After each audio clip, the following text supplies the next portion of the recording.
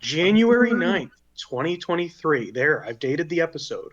We can now talk about the fact that it's been a while because we were on Christmas break. But where were you on January 6th? January 6th, I was sick in my bed. In what city? Washington, D.C. Funnily enough, January 6th, I was in the emergency room for basically the whole day. Oh, wow, that was worse than I was. I mean, like 3 days ago, January 6th, yeah. Has everyone here had stomach issues? No, I didn't have any stomach issues. My stomach was fine. I had the worst food poisoning of my life. Oh, dude. I think it's hit everybody. It has not hit me. My stomach is made of iron. It was my nose. My nose betrayed me. Luckily, no COVID. But now that we've dated the episode, we don't need to worry about avoiding dating the episode. So we can begin playing the Consortium Interregnum. So, where we last left off, you guys had pretty much finished up phase 1 of the campaign. How many phases are there? I haven't gotten that far. But you finished the first part. You wrapped it up. You made enemies. You made allies. You made friends. You named yourselves the Friends of Bubbles. And speak for yourself. And democratically, it was voted on. And now we are on our way to the first meeting of the consortium. And so you all wake up the morning of. Or at least you're pretty sure it's morning. Your internal clocks have shifted since your time in Ormos. And you're actually woken up. You're woken up by Charlemagne, our wonderful baboon man who started this whole thing for you. He wakes you all up. He comes in, and he walks in, and he's holding a bunch of ties. And he runs up to each of you. He kind of like pulls you out of bed. He's like, "Oh, we gotta be careful. We gotta get going." And he starts putting ties on each of you and tying them. He puts one on Basil too. He kind of like walks up to Basil, looks at the tie, like really stretches it out, puts it around, and ties it back up. And then says, "Are you all ready to go? Do you need to stop off anywhere before we go?" Is it just like over our regular clothes? Yes. Excellent. Oh yeah. Yeah, you guys can clearly tell he is frazzled. He is not thinking straight. Yeah. Meanwhile, Basil's just naked besides his tie. Yeah. Like a. He's like Donkey Kong. Yeah. If you guys have additional clothes that you would like to change into, you can. If you want, So the thing is he's freaking out. You guys know how much time you have. You actually have a couple of hours, so you're not actually in a rush. That if you wanted to jump and do a little bit of shopping beforehand, you could. Although there's no requirement that you show up dressing nice, because and you know that you're not going to be like anywhere. There's no public part of this for you guys. So you're not going to be like put in front of like reporters or that kind of stuff. Right. So it's just going to be you, and probably your understanding is that all of the council members will probably not meet with you. That they're going to have an initial meeting where they will do all of the political stuff. And then some of them are going to come out and meet with you and announce what the next stage is. So it is a very big deal, but don't feel like you have to, do everything unless you want to. Question. Yes. How much time has passed between last session and this session in game? You said we woke up. Probably not a huge amount of time. Probably under 24 hours, but it's probably there's probably like a full day in there. Okay, can I? You're echoing bad, Steven. Oh, one second. Let me check something. Oh, are you gonna ask what the Vcoin price is for today? If not, I'm gonna also tell you what the Vcoin price is for today. That is one thing, yes. Is the Echoing better? So, because there's a major event going on, the Vcoin actually has a pretty high modifier for today. But it's still only 11. So it's worth 1.1 gold. Or shiny. The other thing is, if I could... yeah, it really hasn't. Let's see what it was yesterday. Yesterday, it was even lower. Apparently, people aren't really putting a lot into this Vcoin thing. Nobody's really tried to do anything to inflate the price yet. Okay. Okay, so the other thing I wanted to ask is, can I see how Basil is doing? Basil's been on his best behavior. That's good. Yep. He has gone through the first introduction thing, and he actually seems excited about the concept of school that you do have to pay for. Aw. Well, that's good.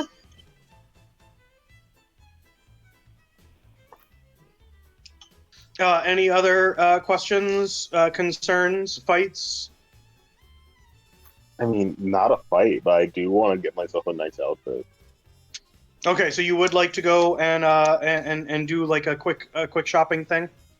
Yeah, get myself like a little blazer. I can't really get like pants, but Lunu's like, do I need to change clothes? I mean, you don't. So who do you ask that to? Do you ask that to like the group, or do you ask it to Charlemagne? I ask it to the group, not Charlemagne. Charlemagne looks too frazzled to be asked anything at the moment. Yeah, he probably would have given you an unhinged answer. Yeah. George is probably like washing his clothes outside with like a washboard. This naked skeleton outside. Yeah. Decrepit. I like to imagine he still has like a giant pair of boxers with hearts on them. The white. Oh ones. yeah, no, for the censorship. For the censorship, you don't want to see his boner. Kill me, please. This is a. I mean, my holy battle garb is, also a formal performer's wear as well. So I'm kind of fine myself. So George is just doing everyone's laundry outside. Yes, including Basil's. Yeah. Wait, this is not a wardrobe. This is a fucking bedsheet. It's just a bunch of random boots that he's coughed up. Oh no. Wait, that's not cow leather. Oh no. All right. So for those of you that wanted to buy an outfit, I'm gonna make you do a roll to find a decent store. Oh yeah. There's a couple that you would have probably known about, so it's just figuring out which one's the best one for you. Could I attempt to help them too, since I'm definitely the most fashion inclined of the group? Yeah, I'll allow an assistance. Let me see here.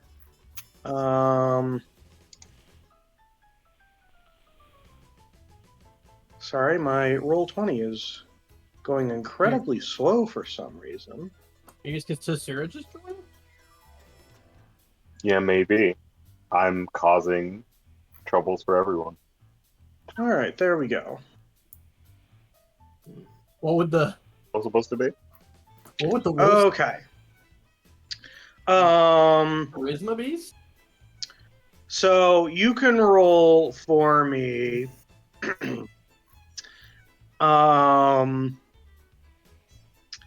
Either a history or insight check. And I guess I'll also allow investigation. Whichever one of those three is highest in order to look for it. Lunu came here with barely anything. The fact that they have this hoodie is from Cinna taking it from someone. Mm. Wow, an actually good insight roll for one. I'm giving Wow. Whoever's taking the initiative on this to direct Lunu. Yeah, because Blair wants to make sure that the rest of her companions do not show up in clown suits. I have +1 insight. Let's hope something happens. Oh shit! It's a net 20 boss. So, you're walking through town, and you're like, all of these places are trash. So, you send a message to Charlemagne, telling him that you guys are going to meet him in the core, because that's where all of the really good shopping places are. And he responds back with a oh, that's a very good idea, buying good clothes. I'll meet you guys there. By the way, here's my recommendation. And he sends you the recommendation of a store. And based off of your high insight roll, you know that this probably is the best one to go to for what you guys are looking for. All right. Mm-hmm. Time to get us all dolled up. So you guys journey to the outside of the city. You get inside of the little water pressurized train metro. It shoots you down into the core. You're able to avoid all of the checks and the lines, and you're able to get out into the core. And once there, the place is very confusing. You actually haven't explored this area very often. But Charlemagne has sent you pretty good instructions, and with your nat 20, you're able to follow them perfectly, so you make it there in great time. And you arrive to a fairly large store. It looks like it actually sells a whole bunch of different things like furniture, clothes, but it looks like in the back, they have like a special a boutique for things like super nice clothes, like what you would go to for a formal event. So you go there, like they have normal clothes and stuff there too. But you go there, and there is a Simic hybrid man behind the counter. It looks like he is fiddling with a pocket watch as you guys walk in, and he looks up. And he says, hello, how may I be of assistance to all of you? Oh yeah, hi. My friends and I are trying to get some fancier outfits for today. Charlemagne sent us with his recommendations. He says, yes, Charlemagne. He comes here for his suits. And he pulls out a very long tape measure, and says, "Will all of you be needing clothes?" And he specifically looks at the dragon. Do you have a suit for a dragon? He says, "You need this in how many hours?" You guys have like 3.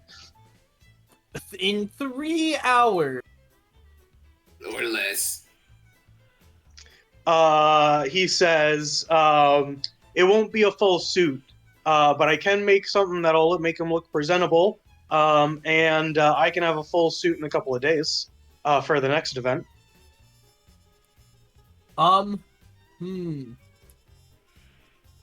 Wait a second. I mean, we only have so much time. We would also have to pay for it, wouldn't we? Yeah, so the funny thing is about fancy clothes is that they are in the D&D book. Yeah, fancy clothes. And they're incredibly cheap. Oh. So even the fact that you're getting them custom, it's gonna cost you like almost nothing. Oh, whew. Yeah, Alright. fine clothes is let's see, Yeah, it's 15 gold. If you want something custom, I'd say that it's probably going to be 20. You multiply things for things like dragons by a little bit. So I'll say that the whole ensemble to get this dragon decked out would probably only be 30 gold. For the rest of you, it's just going to be 15. How much money do I even have? I have no You should idea. be checking, I actually have keeping money track still. of that. Okay, I could do 30 gold. But can we get a top Well, hat for it's him 40. today? Well, yeah, because you already have good clothes, so you don't need to buy good clothes. Yeah. Could this outfit also include a top hat for him that he can wear today? It costs 1 additional gold. That is a price I am willing to pay. I thought it would be.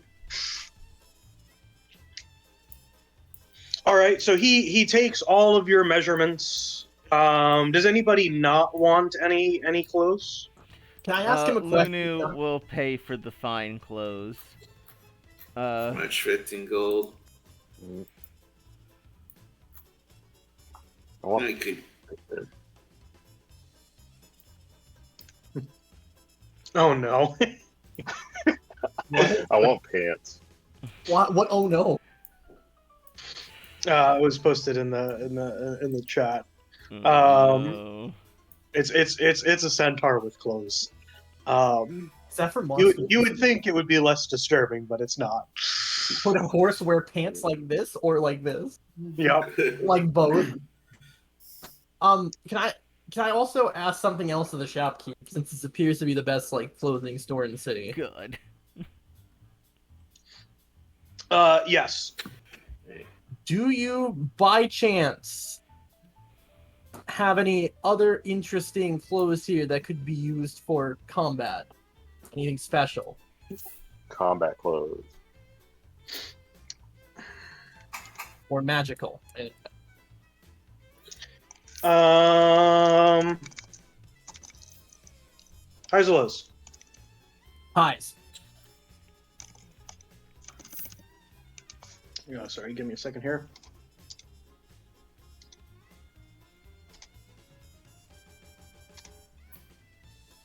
armor.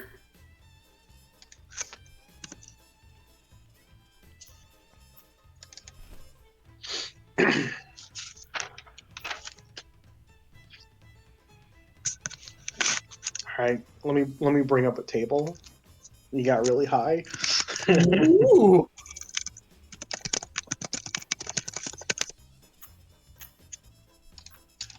Let's see what this guy has for you. See, the problem is that he only have clothes. Like, you won't have like metal armor. Well, I mean, I'm more of a So it's lighter kind of man. hard to find a specific thing. Oh, I see. Yeah. What about like glimmer weave or something? Yeah, actually, I've got an idea. Let's see here.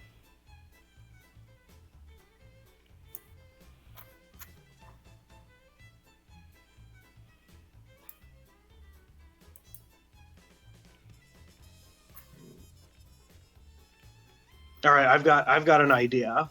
All right. So he says that he does. He says that he doesn't show it to just anybody. But since you all have come here, I will be happy to show you a few of the things that I have collected and that I do sell to those clients that can afford it. Okay. So he takes you into the little back, and he opens up a glass, or he pulls off a cloth off of the glass case, and inside there are 2 pairs of boots. He says one of these boots are the boots of elven kind. He says these boots are extremely stealthy. If you put them on, it almost makes it as if you had to roll to do stealth, your percentage would be double, as if you were rolling twice. It gives you advantage on stealth checks. Interesting. And then the other one that he pulls out, he says, now this one is really special. Not so much useful down here, but he takes out, he shows you a pair of winged boots. Is it the Pegasus boots from Zelda? I don't know what those are, but these are more like boots with wings on them. And he says that if you put them on, they'll let you fly. Way better. Oh, very interesting. So how much are these 2 pairs of boots? He says 650 apiece. Very, very interesting. He says, obviously for a pair, though. I wouldn't just sell you one shoe. One shoe. Wear one boot and the other. You can get half of the effects of both. He says, oh no, if you lose one of them, the effect's gone. Which is why I'm selling them as a bundle. Because if I sold you one, I would still just end up with a worthless boot. You know what? That's very true. You said, okay, so you said 650 for a pair, right? Yeah, so if you want, both of them are actually the same amount of money. Because they're both basically the same level of rarity. One offers a stealth bonus, the other offers fly speed. Okay. And it's technically a limited fly speed, but it's like you would know that these are like they'll let you fly for a while. It wouldn't necessarily let you fly for forever, though. Yeah, it's still pretty nice, though. Man. These look fantastic. I'm a little shortchanged at the moment, but let me tell you, I will absolutely keep this in mind, and we'll be looking forward to coming back here and purchasing them once I get my next paycheck. He says, I look forward to it. He says, there is a chance that someone may come along and buy these beforehand, and I might even get new things in stock. But for the most part, my back of the room sales are a lot more rarer. So he's basically saying there's a chance they might be gone, but it's kind of low. Okay. Well, thank you for telling me. It's good to know. Unless anyone else wants to buy them. Yeah, no, we might. I'm trying to save up as well. Well, Lunu has bought a new suit for him. Yeah. Wait, could Cinna use these boots? How does that work? I would wear 2 pairs of boots. You could wear both pairs. So I've decided. so that I mean, so here's the thing: is I don't know what the rule is, but if you've got 4 feet, you definitely can wear 4 pairs of boots, and So, like, everything is based off of attunement. So I don't see why you wouldn't be able to. I love that. For real talk, I've been having my eye on some horseshoes. Yep, there's a couple of really good Those ones. work out. Could you change this pair of boots into a horseshoe with the same effect?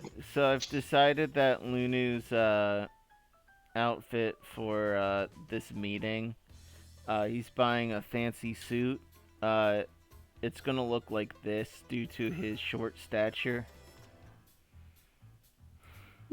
Ooh, look Perfect. at him. Yeah, Perfect. just look like Rocky from Looney Tunes. Hold on. For all those who else bought suits, he pretty much can whip up something or whatever to what you want pretty quickly. Lunu's legs are actually pretty long in proportion. I imagine they just look like shorts underneath, and he still has his boots. Yeah, luckily, due to magic, this guy is able to make the clothes a lot quicker than they would in real life. You still will be here pretty much all the way up until the time that you need to be, for how long it takes him to make stuff, but he can make you all stuff. Just not enough for the dragon. How much So, of it if you all want to describe, did anybody else buy anything that they would like to describe?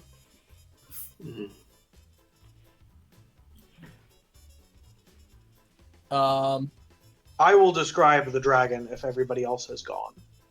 Wait. Okay, yeah. All I think I want is my suit and pants. I think I have it. 1 second. Is it this tall? Surprisingly similar. So he comes out, and it's basically he drapes like a long shoulder cape over one of his claws and or like one of his front arms, and ties like a gold chain around to the back. I'm trying to remember what those are called. Like a chain. What are they called? No, but like the cape? Like a shawl? A cloak? A drape? I guess they're just called shoulder capes. I gotta feel like there's gotta be something. So it's not like a cowl, you know, where the cowl goes on both sides. This one just goes down one. It's like the ones that like Mhm. generals have, like is on their shoulders, right? That, like clips to their shoulder uniforms. Yeah. Another thing, I see a lot of like matadors will have that kind of style, but they Yeah. like take it off and put it on. Yeah. This one's not designed for that. This Debating one, what to do for George. There's this. What the fuck? that, but the person's a skeleton.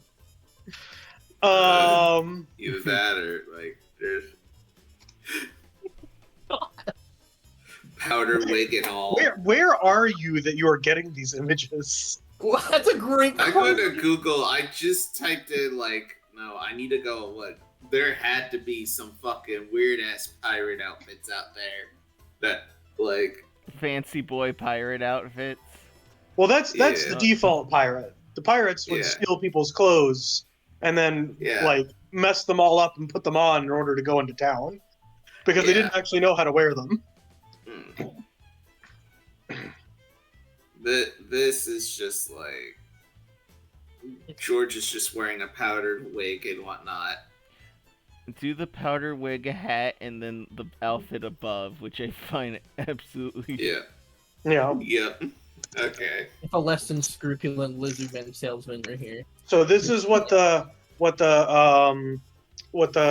thing kind of looks like, and we're like it ties around the front.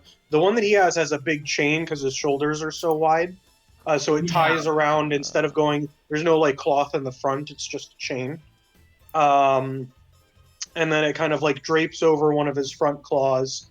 He's got the top hat, and then he does have just like a piece of a nice cloth that rests across his back to kind of make the spines not be as pronounced, and make him look more regal and maybe a little bit less intimidating. All right. Yeah. And he says, "Yeah, this is what I could do on short notice for something as large as this, especially with me doing everything for all of the rest of you. But I'll have a full suit for him later." Okay. And he has a top hat, right? Yeah, he's got the top hat. Yeah, Perfect. it's properly sized for him, so like you wouldn't be able to wear it. It's huge. It's huge. How many gallons is this hat? It's like, you know, like a top hat the sized for a horse, you know. So 30 gallons. It's very large. I hope you just spend a session doing this. Kidding. At this point, Charlemagne comes in. He's looking a little bit calmer than he was before. and he's got a couple of what looks to be soldiers with him. And he says, "Oh, good. You guys have gotten everything. You all look wonderful." And then he walks over to the dragon and says, "Oh, you've lost your tie." And he pulls out another tie and he ropes it around and ties it up with the cape. And then as he turns around and starts explaining the next process about how these people are going to be escorting us, and there's a lot of security involved, and blah blah. And while he's doing that, the person who was designing the clothes comes over and he takes off the tie and he says, "This doesn't fit." What? And so you guys go back to the little port area. You get in, but instead of going outside like you usually do from here, you begin to go further in to the giant octopus. After a while, you get the feeling that you're not taking a direct path. They've got you kind of going along another path, and in your car, which usually travels alone, there's now a car in front and a car in back, and you can see a couple of other cars that are kind of traveling all the same. So it seems as if there's a large amount of escort being done through for this particular event. And as you go through, you see like places where it would usually stop and people would be able to get on and off. And you zoom past, and it seems like those places are mostly empty. With the exception of like some security personnel. So it seems like they're shutting down a lot of the local infrastructure to move you guys around, and you assume that it's because other candidates are going to be here, and that ideally this security was really meant for Bubbles, but you are her stand-ins. So you're getting the security treatment of a princess or a prince. So you all arrive, so it pulls out, and you're now at the very back end, the crown, the top of the head of the octopus, and you come out, and it's actually a huge, wide open space, which compared to where you just were, which was very cramped and had a lot of stuff going on in all directions at multiple levels. This one's all open. You see gardens. You see very nice-looking buildings constructed in what appears to be like an actual dome. Like that, the top part of it is actually mostly hollow. And so there's a lot of space to kind of move around. And there's like actual parks underneath the ocean here that have been cultivated. And it looks like they've got some artificial lights at the top, providing light. And you're pretty much hustled pretty quickly by the security personnel, so you don't really get a chance to really kind of explore. And they eventually hustle you into this very it's actually surprisingly not an ornate building. It's a very plain building. It looks like a standard office building, and they move you into it. And you can tell that this building is the building that is currently governing the country. There is a palace that you know of, but since there is no king, they are not using it. They are instead using this office building. And so they put you in a lounge. You're the first ones to come in. They say more of the candidates will be arriving shortly. It's like a security person who's dropped you off. Do you have any questions for the security person or anything about what you've seen so far? I go up to him and ask my question. Yep. He looks at you, and he says, "No, I don't think we're related." Have you seen anyone that looks like me?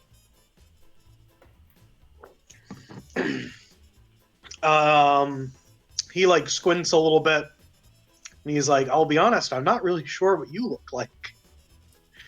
But no, I don't think I have. That is fair. I thought they were in the little suit. Isn't there like face exposed at this point? Yeah, Or the no? bottom of his face is exposed. He's got sort of he's got olive skin and moppy white hair. But the top of his head, except for his antlers, which are poking out of this big dumb hat, are poking out. His Oh, so you're a lot more revealed than usual. yeah, at least face wise. You Mhm. also do see blue markings all over his on his face. Well, on his face as well. Yeah, he says. He says, I've known a couple of people that have antlers, but you're not like a Simic hybrid, right? I am not. Yeah, so those antlers are probably different than the ones that they get. You know, just you know, a lot of the things about being like a Simic hybrid, you really can't tell based off of families. You know what type of animal you're going to do. So I have seen people with antlers before, but I don't know anything about this particular one, especially if you're not a Simic hybrid. Thank you for letting me know.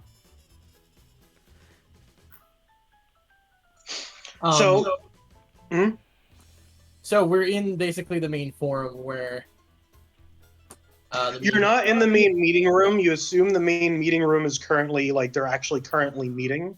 You're in like a lounge area nearby. It's got a large table with a bunch of chairs around it, and then there's also a sitting area in the back with a couple of couches. Real quick, can we do, if we're almost to the meeting area, I presume, let's do a quick team huddle then. I don't know if the meeting's happening or whatnot, but let's just say we need to decide whose side we're on. Oh my goodness. I concur We're the completely. friends of Bubbles. We are friends of Bubbles, but I think we should listen to everyone and then we will decide. I agree. I think we can all, and I also think if we And You wanna then we say- will choose Bubble.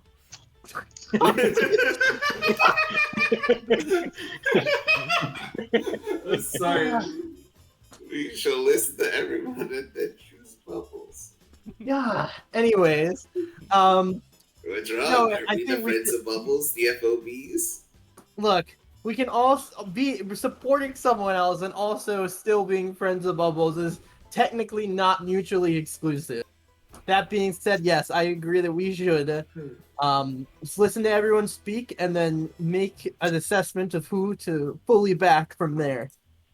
But then, okay, then, may I just ask then, if the worst case scenario, all of them are shit, who do we choose then? Well, can't we? We There's already also- know two of them. If everyone's terrible, then we could also pick either whoever's the least terrible, or isn't there technically a county without a candidate? There is. So we would have two other options. We could either, well, I guess three other options. The third one is not giving a shit at all about the election, but I don't think we'll probably do. But the second one is we could help find a new candidate for that county who's really good and back them instead. Or one of us could become said candidates and try to run a crazy campaign. I do not want you in a position of power. I didn't say me, I just said one of us. Because we're actually adventurers and we can make a difference in the fields. So if one of us were to become the new person, we could be the new person and it would be easier for us to touch the people directly, not weirdly. You know what I mean? See, I'm not too sure about that because, like, I'm self-aware, and I feel like all of us are like pretty self-aware people, and I feel like we're all dumb as shit. Like, I know how to punch None things of real us are good, fit for but, like, leadership at taxes? all. Oh yeah, I know absolutely nothing about taxes. I'm not gonna lie. But I know. I'm just saying it's an option if everybody literally sucks, which I don't think they do, since we've met Barbados and he seems very nice. At this point in your conversation, the door opens and a person walks in. Doesn't really kind of acknowledge you guys. Kind of walks over into one of the corners and sits down. It is a large monkfish kind of guy. I'm gonna post his picture here. Oh, it's that dude. Oh, And so he kind of sits down in the corner. And looks like he kind of like goes to sleep. Oh, well, I was gonna go introduce myself, but if he's taking a nap, I don't want to bother him. Can I, what if he's the kind of guy that sleeps with his eyes open? No, Can his I- eyes are closed. Can I say Okay, he a has name? eyelids. Can I say a name out loud enough, not like super loud, but loud enough that he could hear it? Yeah, I mean, I'm not going to stop you. All right. Xeris? Question mark? He doesn't respond. Okay, so I guess it's not that monk. I think this is council member. He's just fashionably early. Well, that's the. They're No, the more Xeris is a candidate. The council members are in the thing, right? Yes. the council members are inside the room right now, but like More than likely, this is Xeris, oh, based off of your descriptions of him. Yeah, that's why. That's why. Okay. I guessed it. Well, I guess he's asleep. You might assume Okay. that either he chose not to respond or he's already asleep.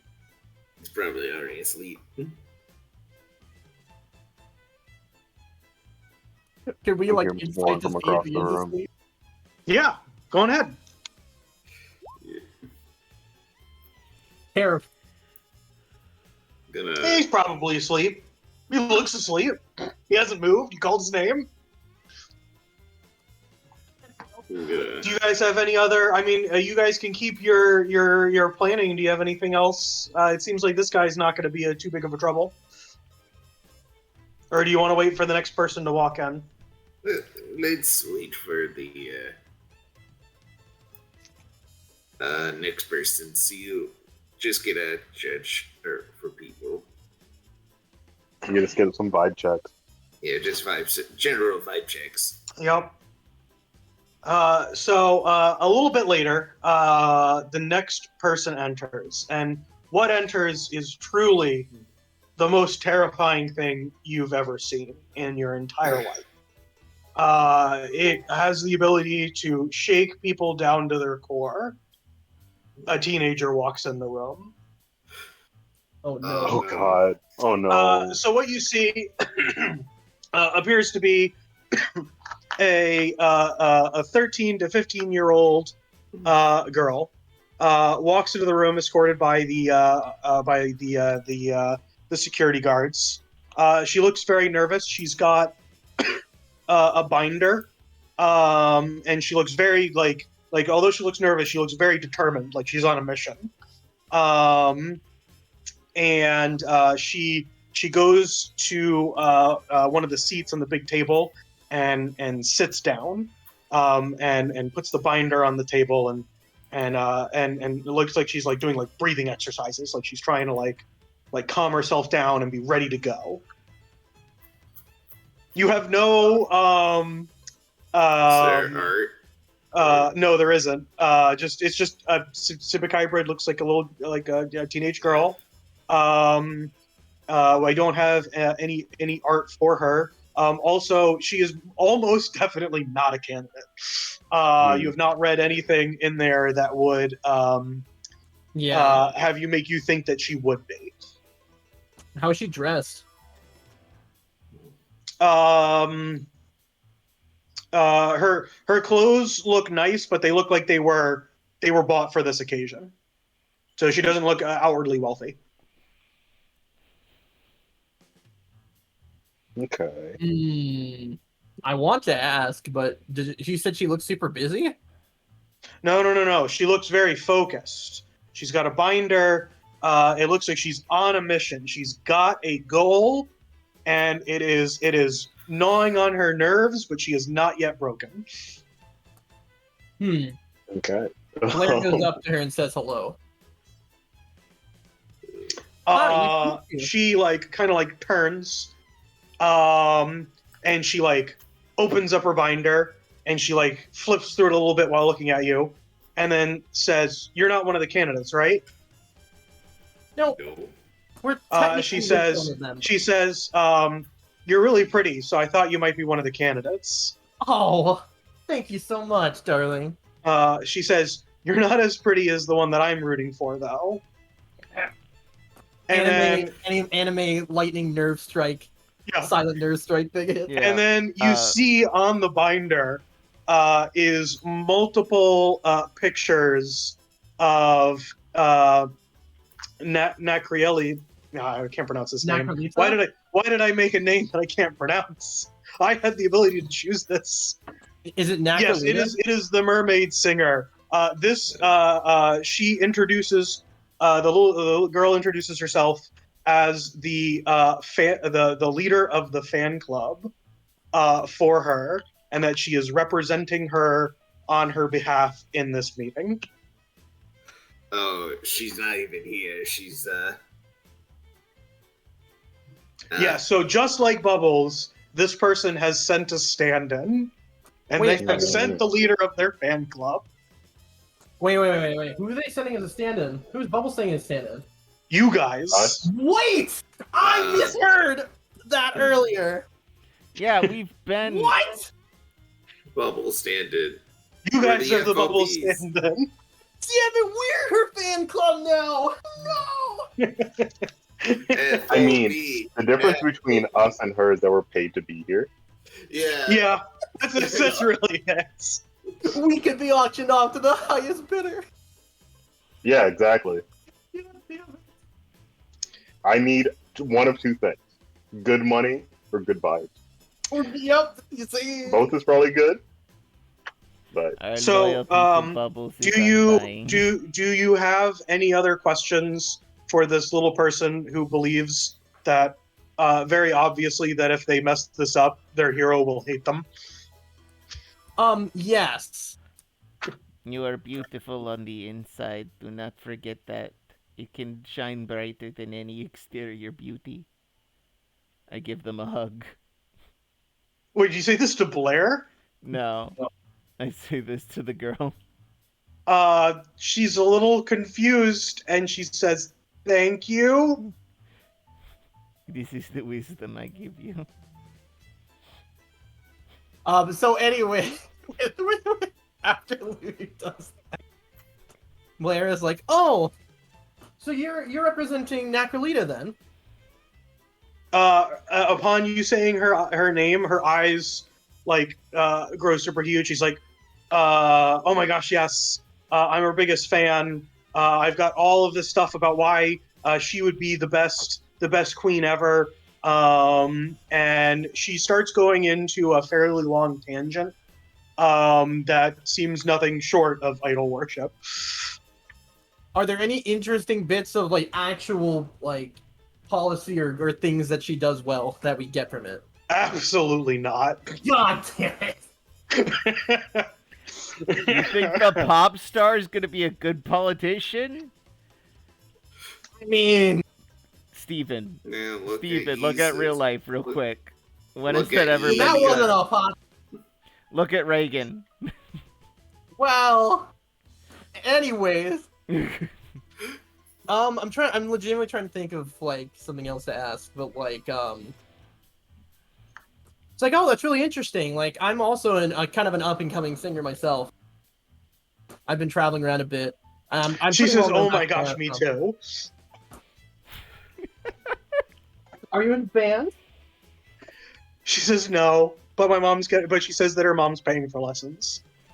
Oh, well, that's a great. You have to start from somewhere. And I also started when I was young, learning how to sing, and now I'm just where I'm at and having fun traveling the world now. Yeah, she tells you that her dream is that when she makes Nagralita the queen, that she's going to become the minister of music. That's honestly a very cool goal. I'm not gonna lie. What I will say is this, it's these kinds of things can be tough on your first time, like doing a major thing like this. But just know that at the end of the day, as long as you're going out there and you're being passionate about what you're doing and you're having fun, even if there are some little bit of some mess ups or whatever, just scoff them off and keep going on, and everything will be okay in the end. No one will remember any of the little things. She says, thank you. I know I'm going to do well. Good. What was your name again? Let's see here. Where did I put that name?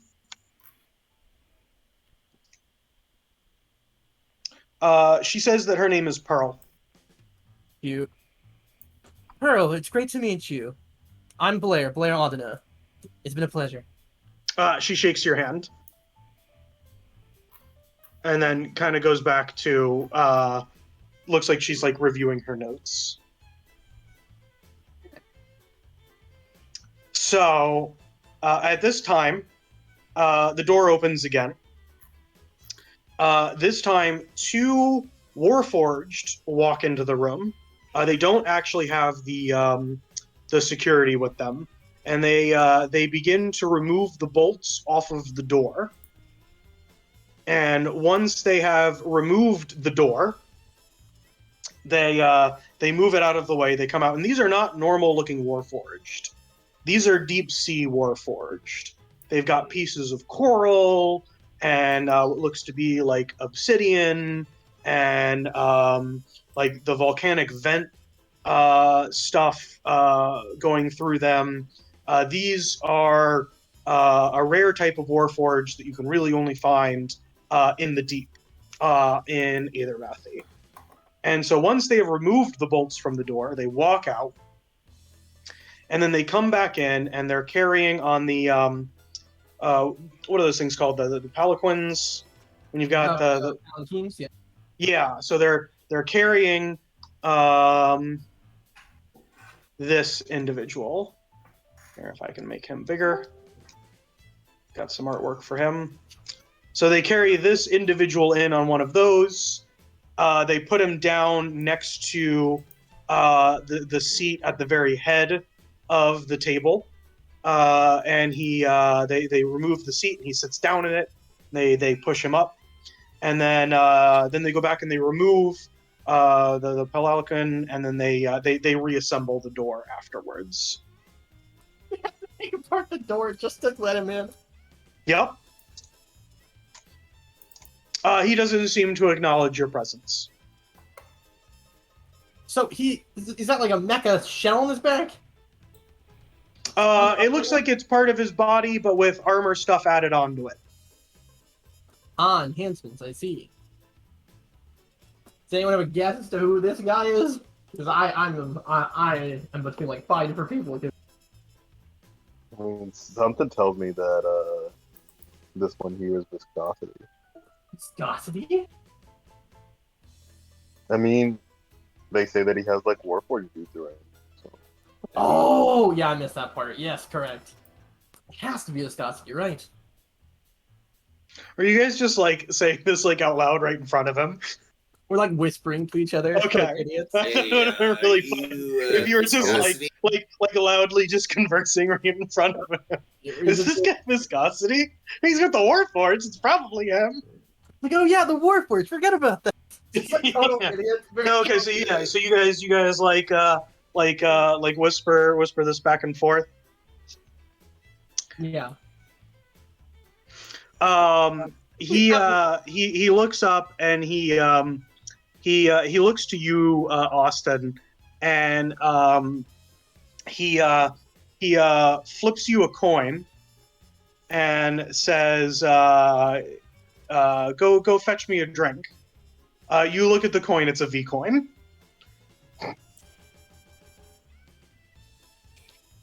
That's worth 1.1 shiny. It's worth 1.1 shiny. Yeah, look at that. Yeah.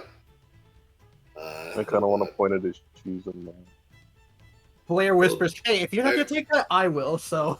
I mean, I feel like if I put this in a vending machine, it'll cause it to explode. Dude, are you gonna go get him a drink? There's some there's like a station in the corner for like water.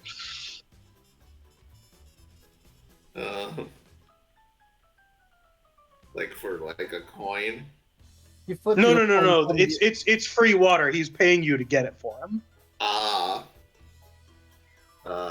Just because he didn't want to walk over to the other side of the room to grab it.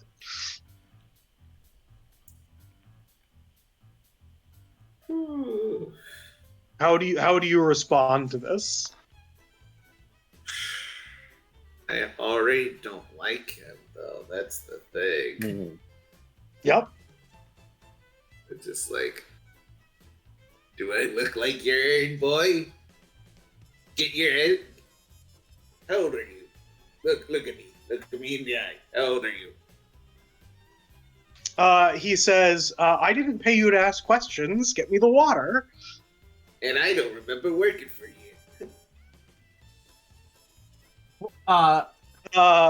Ellie says, well, all right, how much to go get me the thing of water?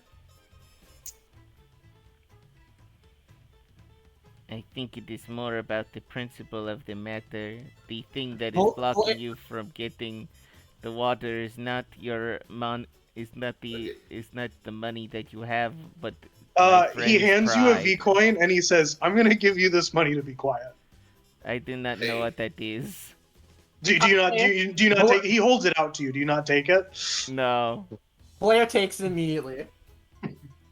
How much would someone need Blair to pay takes it you immediately. to get some water? I walk over to the water machine. I get the water and I hand it back to him.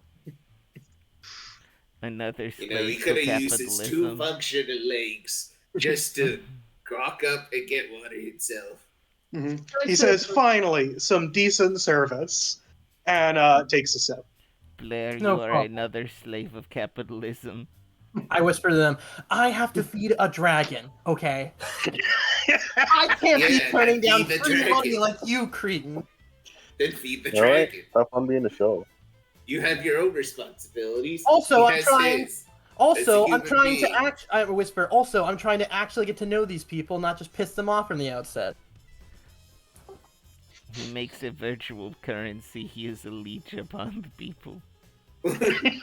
Cinna has been telling me things about the coin. All of a sudden, everybody notices that the new formal outfit for Connor's character is red and black themed. There's a hammer and sickle. Oh God. Can I ask? I asked druids also- are proficient with sickles, by the way. I just want to make. Nice. I also ask Viscosity, is there anything else I could help him with? He says no. Okay. He also doesn't ask for the money he gave Austin back, and so you can also still add one V coin to your inventory. Oh, so it's just okay. It's a separate item. Okay. Well, Yeah, because you have to convert them, because theoretically tomorrow they could be worthless. it's true. So make sure you put in your inventory your normal shiny, and then somewhere else put the V coin. Actually, let's say for ease, put it in the Electrum slot, because Electrum isn't real either. The EP slot? Yeah, What the fuck is Electrum? it's So not I real. did Don't look it worry up. about it. I did look it up. It is an actual material. It's just not worth it. No one uses Yeah, it. it's No one like it's like the currency that they give you in dungeons that no one uses, but it's just in the dungeon. Yeah. And so if you Not wanna even- I don't use it, even you have to remember, convert an it. Official source book giving you Electrum. Yeah, so it honestly it fills the role of Bitcoin very well. where it's like, Honestly, oh, it's this honestly, I abundant feel currency that we can give to just adventurers that no one else takes.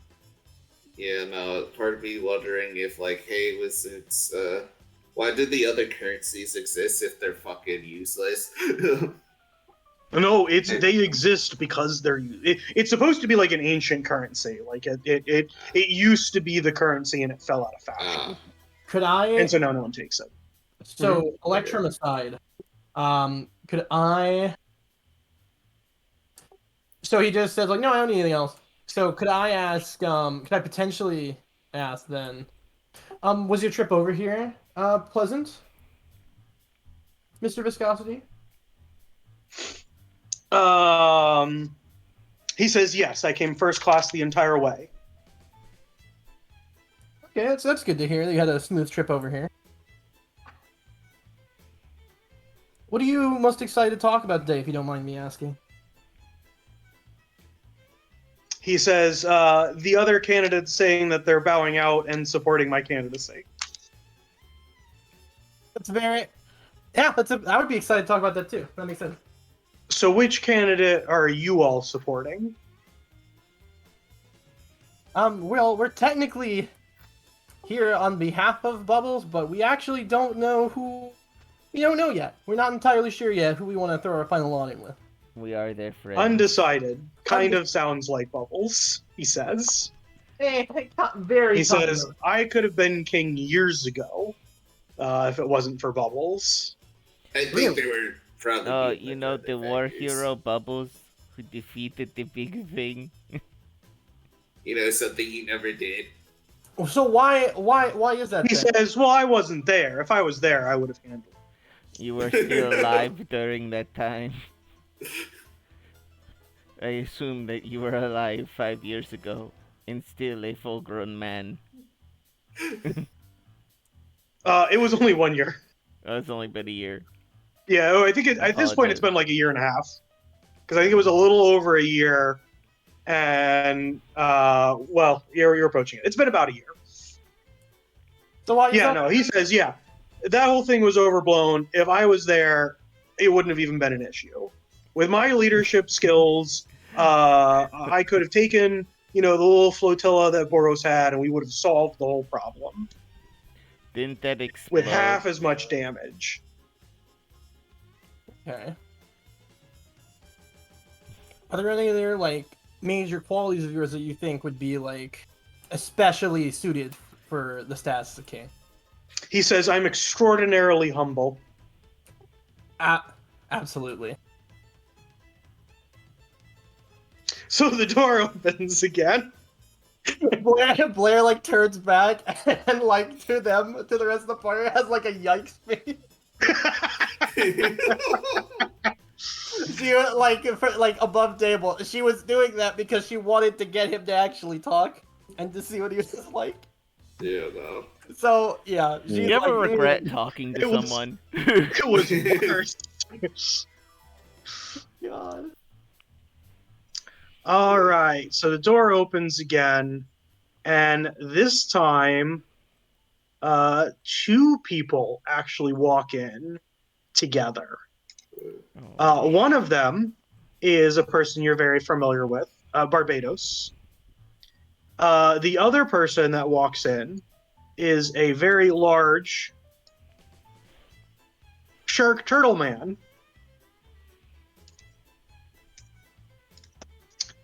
He walks over to the water station, pours himself a large glass of water, and goes to sit down. He doesn't very much acknowledge you guys, but Barbados comes over and says, well, I guess this is the first time that we're, meeting officially as you guys as Bubbles' representative.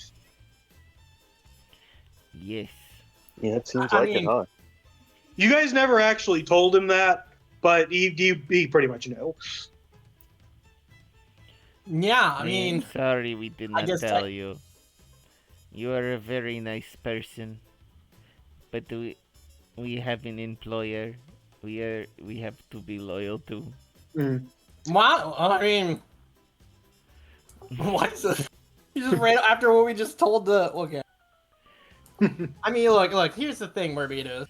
Technically, we are employed by Bubbles currently, but honestly, we're kind of undecided. We're trying this on who to actually throw our lot in with. Says like, yeah, that sounds like people Bubbles would hire. Yeah, it's kind of her style. He basically said the same thing as viscosity, but he said it more as in like a haha, whereas viscosity was like pathetic. Yeah.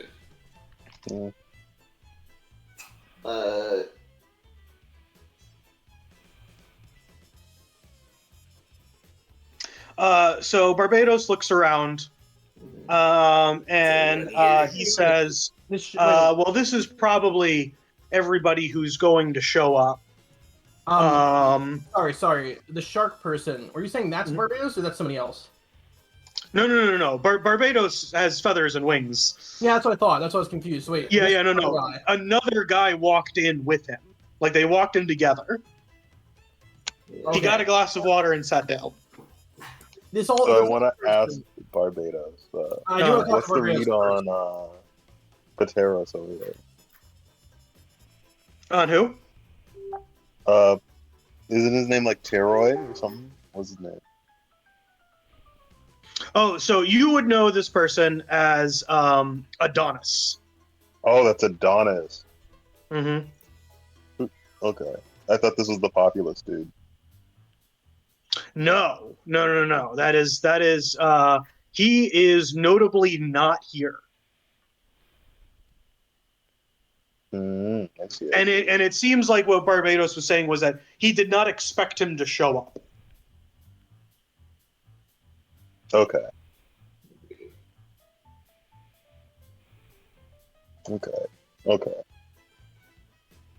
Okay, so I'll ask him. Also ask Barbados. What's the vibe check on Adonis over there?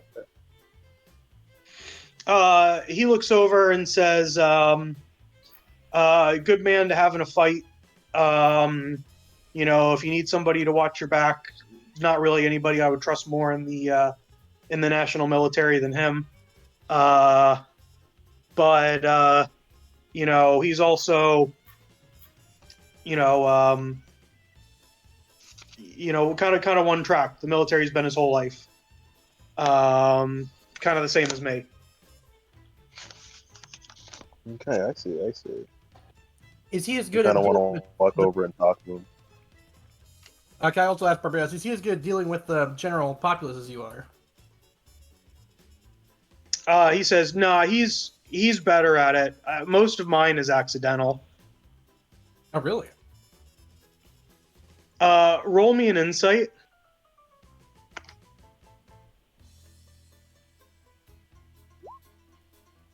Oh my god. Yep, that's the information that you get out of that. Wait, so, since Cinna is also, next to me during this, can they also see if he's like saying anything else by that? no, because I need them to roll an insight on Adonis. All right, yeah. Oh, inside Adonis. You had walked over. 7. All right. So, you make eye contacts with our hammer-headed shark friend here. And you get a wave of hostility. Your natural fighting instincts kick in. And at the last second of you being about ready to draw your weapon in order to defend yourself because you think that you're about to be attacked, he holds out his hand as if for you to shake it. Okay, I'll shake his hand and I'll grip it firmly. Roll me Give a him, strength a very check. firm handshake. Firmly grasp it.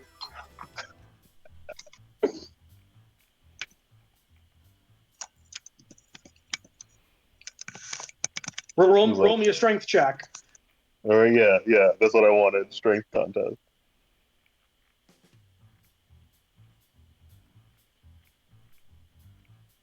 Okay, let's roll. How do I roll just straight strength again? I forgot. Click the thing above the thing. You can roll me either your athletics or your strength saving throw. Oh, Because saving you're throw. both doing Okay. the same thing. Okay, so that's a. If it's a saving throw, then that's a 11.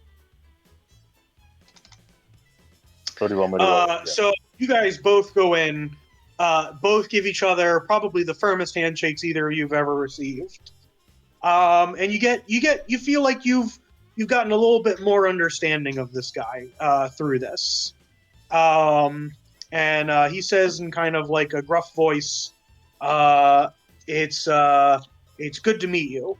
I'd not yet met you all.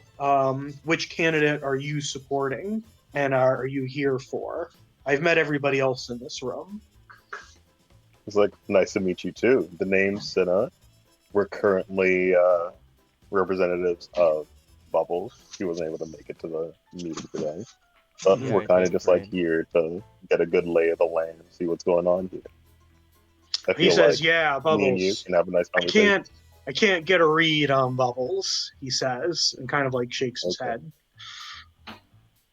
Yeah, she's hard I'm to usually read. pretty good Or about them. reading strong opponents, but Bubbles, it's just like I'm looking into a hole every time I see her, you know? Yeah, I can get that vibe. I haven't really gauged her strength myself yet. And he says, "Oh no, it's not just strength. I'm good at reading people, you know, finding out if they're good people, you know? And I just can't read Bubbles." Yeah, I He see what says. it is. Well, I hope you've read me as good people. He says, "Oh yeah, no, you're great." He takes a sip of water. Alright. He looks like he kind of like just like awkwardly ended the conversation. Like he like turned away. Like he was like, now he's like looking ahead. It was a little bit. It's a little bit awkward, but you get the feeling he didn't mean a slight by it. He just was a little bit awkward. This is also there's making nothing you really wonder more to what talk about. Barbados was talking about. That he was better at like being charismatic than him, because that's not the case. Definitely Very wasn't clearly. sarcasm. No, you get it probably was not sarcasm on Barbados's part either. Wait, really? Yes, Barbados just assumes that all. This is what you would have, what your character would have gained as the insight. So your character really hasn't put this together yet. You, as the players, can know that Barbados is very insecure about his hero status and doesn't think he deserves it. Really? He's a humble old baby. Yep. He's actually amazingly humble, unlike another candidate we know. Yeah.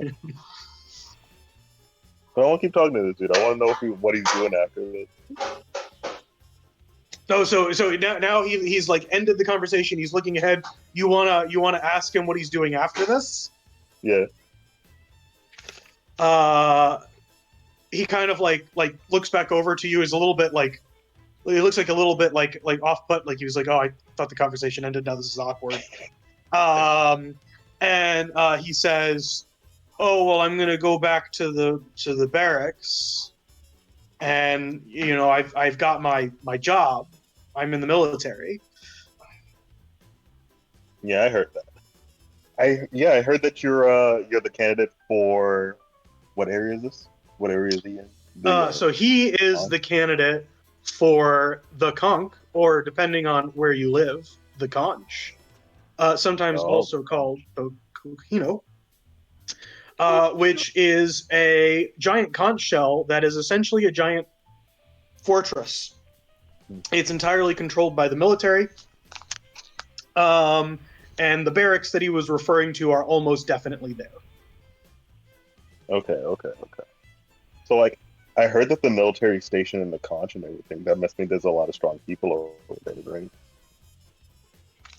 right? He says, you would think so, but, the real strength of the army is not the individual. It's the group working together.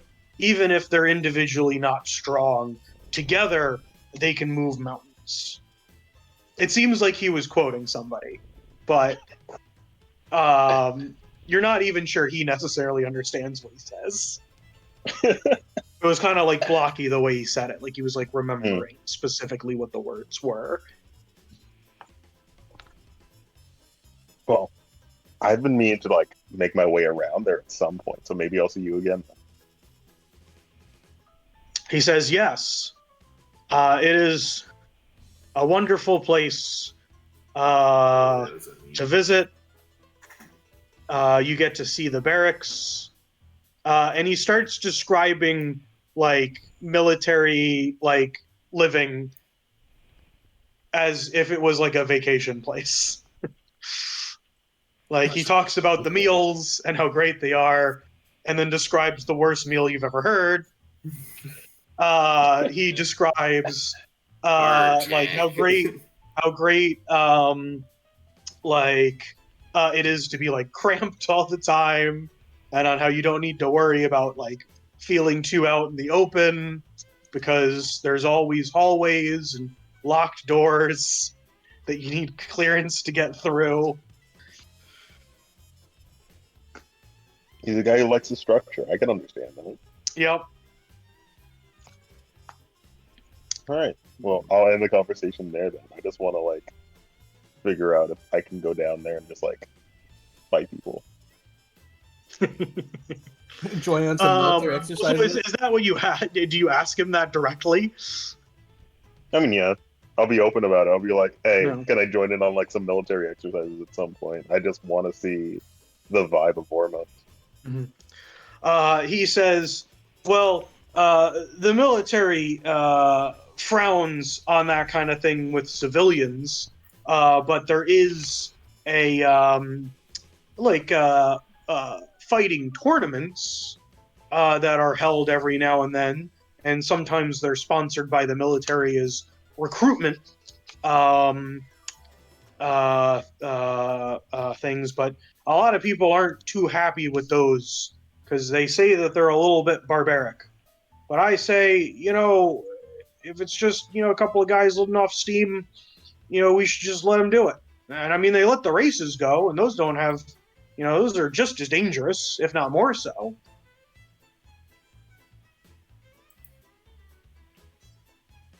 Oh, yeah. So, like, when do you think one of these is going to be held then? He says, I don't know. And then he gives you his contact information for his slate, and he asks for yours. And he says, if I hear of one, I will send you the information. All right. Thank you much. I appreciate it. And then I head back to the rest of the group. Mm-hmm. Like, I'm proud of myself. I got someone's number. You got their number. But can I ask a question? At this point, Barbados says, well, the meeting's about to wrap up. You guys should pick a place to sit. All right. Can I ask a question before we do that? Yeah. Has Basil, at any point during this, gone over and talked to Viscosity? Since he does know about V-Coins and was the first adopter of the group. He does. He definitely perked up when he saw that there were V-Coins being thrown out. And he saw you get one, and he's like, yeah, that's a good idea. He might not have put it together that this is the Viscosity that's created it. The fact that he knows about V-Coin is a little bit weird because he grew up in the jungle. Yeah. And so he probably doesn't understand that this is the creator of V-Coin. Oh, Basil. You sweet summer child. He has no way of knowing. That's true, he has no way whatsoever. That's really funny, though. Okay. So do you guys sit down? Do you sit down together? Do you sit down near somebody else? Do you sit as a group? Do you separate? I think we should I'm sit for as a sure. group. Why not? Nobody has chosen to sit down by the couches. Zerus woke we'll up sit on Skull the yet? couches. There's some nice, comfy couches. Is Zerus still asleep? He appears to be. Oh, well. I mean, if you guys want, maybe we could sit between, like, or sit next to, like, Barbados and Adana, since you seem to get along with them pretty well, so. I mean, yeah, we can sit over there. Though those couches do look nice. Though. I've never been on that couch before. Where are we sitting? Like, Oh, if there's empty like, couches, we no. do that. We do have a dragon. Yeah, the only person that's not sitting down at the table is our monkfish friend, because he's sitting on the floor next to the table in like the corner. I mean, Wait, we how- could sit in like a skybox if you want. You like those guys that like heckle. Wait, how are the rest of the people okay. here reacting to our dragon? Yeah. It looks like most of them were warned. That makes sense. Yeah. You know what to do, Basil. If the viscosity gets out of line, you know what to do. Basil's like, I have no idea who Viscosity is. Yeah. See that snail guy? What's a snail? That pink thing. Are you colorblind, Basil? He says the little girl? No. Wait, is he calling the fucking He's from the crypto guy? jungle. He's never seen No. He's referring. He thinks you're talking about the teenager. No. The man with the shell points to viscosity. Oh, so you actively point at viscosity? Yeah. Do you want to just roll like- a stealth check to do it Yeah, stealthily? I'll roll stealth. Only had those boots. That would definitely make your boy more stealthy. I think the boots only work if you're trying to move stealthily. It would be, wait, what if you have the boot on your hand and point at the boot? 17. Everybody's distracted, so you're able to be like that one. And even if Yeah. people did saw, they wouldn't necessarily, because it was like such a quick thing, they wouldn't necessarily think that it was a you pointing out, being like, "Hey, watch out for him if he does anything bad, eat him." Yeah. Yeah, just tell them real quick, and then like leave it at that. So, All right, so I guess the question is, do we want to stand out by sitting by the couches, or look like we know how to follow etiquette by sitting at the chairs or the table? I will say you could sit on the table. I'll let you guys do literally whatever you want. I think we should. Basil, get on the table. I'm joking, but Probably sit at the chair. Lunu will sit, despite their size, sit in one of the chairs. I'm also gonna sit at the table. Basil taking Yeah. the couch, would not be. Lunu right now having the energy of what if like a 4-year-old was pretending to be a congressman, or a child sitting at the adult table during Thanksgiving. I'll just stand by Luna. He's looking professional. He's got this. God. Does he know what politics are? No. Luna's just baby president. Does he know the hearts of men? Yes. Allegedly. Allegedly. So at this point, a clerk comes in, says the council has finished their discussions. We have their report that they're releasing to the press here for all of you to look over. And he hands out a sheet of paper to everybody in the room. Most of it is fluff, things worried about like local taxes, and there's a whole section on immigration and refugees. that's basically we're going to be putting more resources into it. They actually mention you guys in that brief thing about how there was the most recent thing was resolved without any casualties, and about how the only reason why this happened was because of a lack of resources anyway, and about how they're going to be looking into possibly increasing that. But the most important stuff is that they say we are going to have the first trial to determine the next monarch. And for the purposes of this, once the first trial has happened, no longer will you be able to swap candidates. So if one candidate dies, there can't be a new one. You feel like this particular section is aimed specifically at the one county that currently does not have one, and basically is saying by this point you need to have one, or you will be considered to not have one. So you're saying as of today they need to have one? No. The date is the first of the next month, which in this world is about 3 months from now. Okay. By our world, give or take. And so that is when the next one is going to be. They are going to give each of the candidates a task at that time, and they are going to want that task to be completed. And they will be judging and putting out rankings based off of that.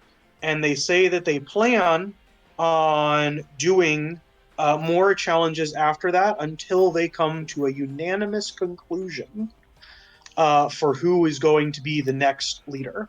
And if they are not able to come up with a unanimous conclusion by that time, candidates will be chosen, one each from the council members, and it will go to a general election.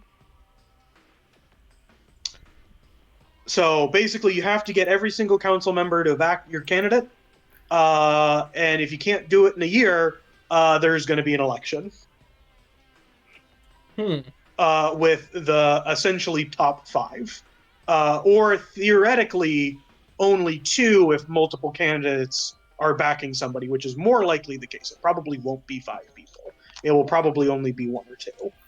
Wait, so or 2 or 3, because if there's 1, then it's been picked. Did you say the general election is with the council members or the candidates? The candidates. Okay, sorry, because Yes.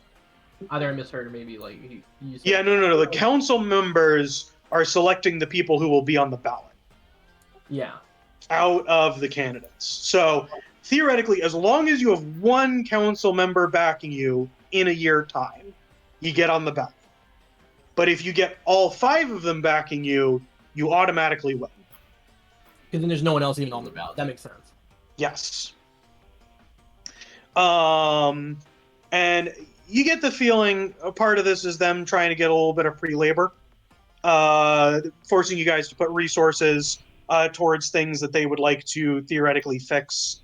But that there's also going to be these are things that are going to be published how well you do. And they don't actually give a lot of information about what the first one is going to be. And that's pretty much it. You get the feeling amongst the room from people like Viscosity and Adonis that they're like, we were kind of expecting a little bit more. Barbados seemed happy that they were talking about the additional money for the border and helping process the refugees. But he also looks a little bit disappointed in terms of the fact that there's not actually as much information here that they were hoping for. But at least there's a start now. So shortly after you all have read this, once the monk guy was handed his paper, he immediately woke up and grabbed it and started reading it. It appears as if he has gone back to sleep after he read it. Lunu, sort of pulls on Blair's arm. I do not know what these words mean. Please read it to me. I read the piece of paper. What does the piece of paper say? Exactly what he just said. Yeah, you can just say that you read it.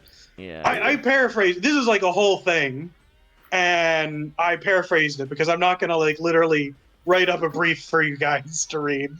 Yeah. As much as I might do it in the future. Don't hold me to it. Don't tempt me is what I'm saying. I don't want to make this game. I'm not going to turn this game into homework for you guys. Although I might. I mean, I wouldn't We're mind. gonna have to get a law degree in order to. I already have that down. Speak for yourself. So, Dude, what are you the doing good news here? is that most of this information you guys don't even really need to worry about. This is more stuff that Charlemagne needs to worry about. You're just where, the point and go to and fix. The big thing that you want to take away from this is the fact that you only have until the beginning of next month if you were planning on doing anything with that open candidate slot before it's full. Come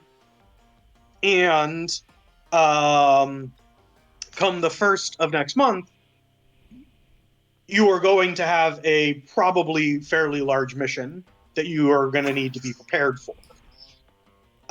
Those are, out of all of the fluff and background, the only things you as player characters actually have to worry about.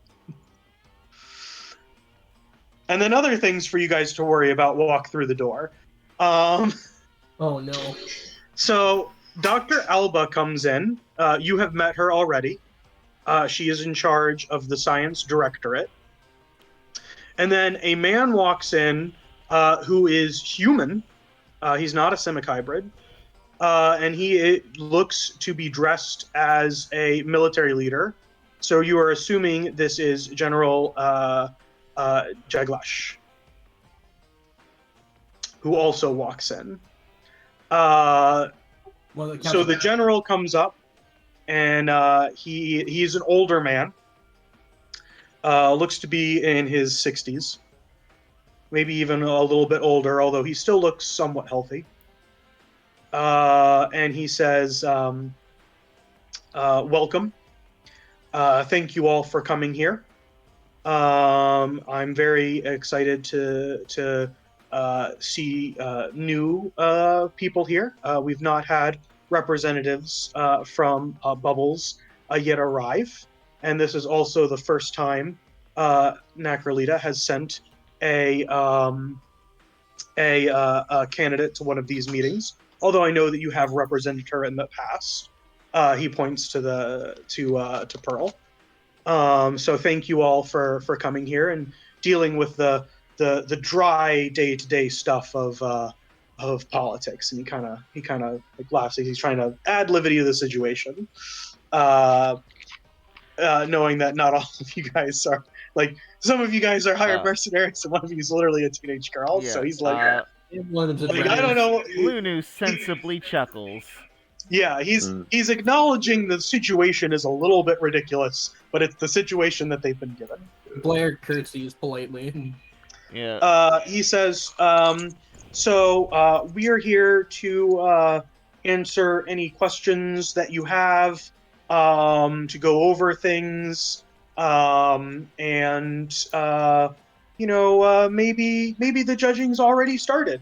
And then he kind of laughs a little bit again and chuckles. Can I insight check him? Yeah. I just want to vibe check. Yeah. Roll it. The most dangerous vibe check.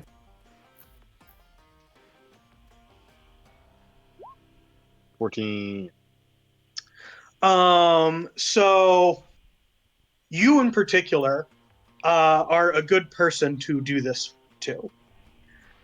Because you see a charming old gentleman that seems very legitimate in the fact that he wants to be grandfatherly, that is who he sees himself as. And on the other side, you see somebody just like how he carries himself, the injuries that he's had healed from. This is a battle-worn warrior. This is somebody who has seen the worst of war, and is standing here trying to tell a joke because he's old and he's, that's it. That when you've seen the worst of the world, this room seems like heaven. Yeah. Okay, I get it. I get his vibes. I read it. Yep. All right. So, do we have questions that we want to ask? Because You don't have to. And in fact, actually, there really isn't a lot that you would probably need to. But if there is anything that you want to ask, now's the time to do it. Otherwise, they do actually. I have a question. So specifically, Barbados says to you guys, "Hey, once this question thing's over," he kind of like leans over to you. "I'd like to introduce you all to the general." Oh, thank you. Yes. Yeah, I'd So if you appreciate guys have general questions, these are questions that you would ask in front of everybody. But it seems like there's going to be something afterwards. So you can ask, like, I mean, honestly, you guys can ask, like, what's the mission going to be? Like it's not on the paper in the briefing, but they might tell you. They might not. You don't know what they're going to do. Yeah, I guess what I'll ask is, like, are we all being given the same mission, or are we being given different tasks for each candidate?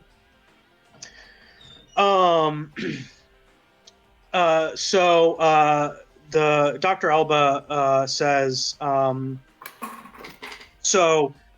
we have missions that some of you will be sharing for the first round, but for everybody will not be on the same mission. The first mission, although we can't go too much into detail, the one that we've been putting together will be of similar theme and difficulty for each candidate. Okay. Do you want to roll insight? Sure. You should be rolling insight when politicians are telling you things. Oh, that's very true. Like, All right, so you got a 14. Yeah, Yeah. Lunu will roll. Mm-hmm.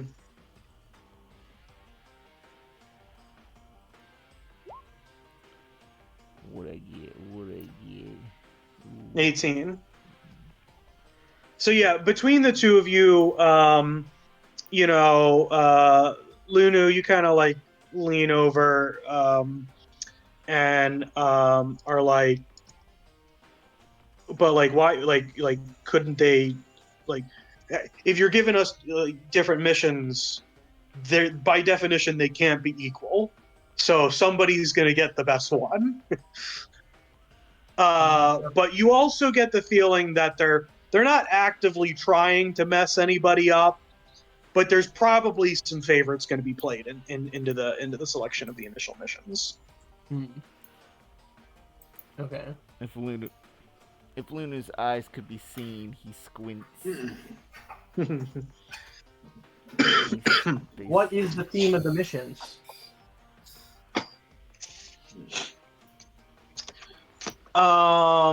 They said that they would share a similar theme.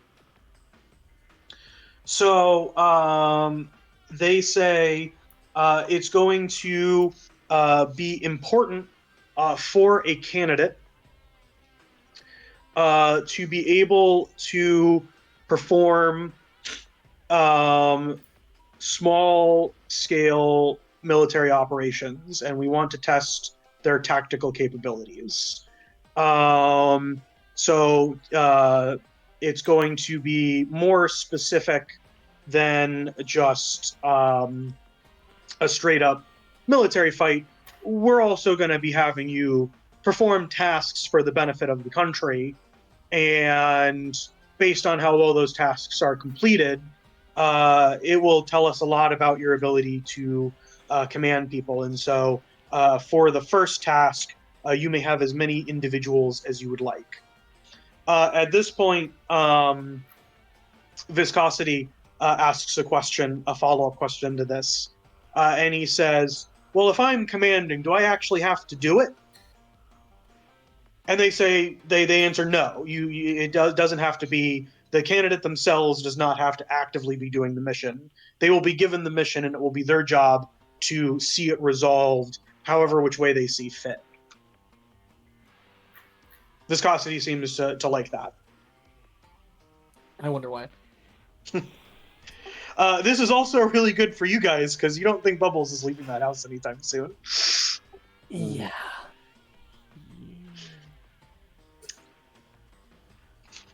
Okay. So the teenage girl comes up and starts asking a couple of like questions that aren't really related. It looks like they were like pre-made. She's doing like a really hard time to answer them, and they answer her questions as best as they can. It starts to get into her just talking about how amazing Necrealia is, and about how how wonderful of a queen she'd make, and they kind of have her sit down once it starts getting off on a little bit of a tangent. But she asks a couple of questions about the process, but nothing of grand reveal. Okay. The monkfish asks about time limits. How long will they have? They say that will be detailed in the mission, but that it probably will not be more than a couple of weeks at most. Okay.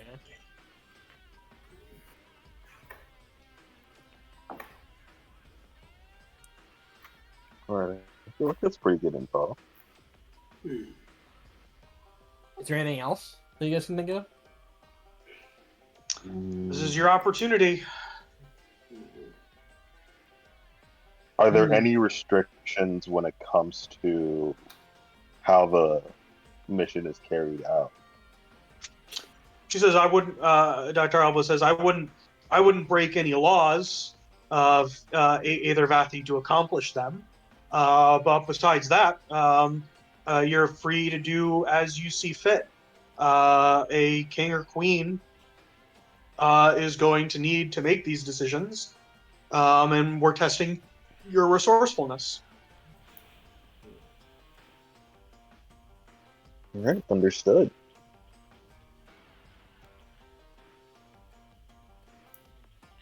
Okay.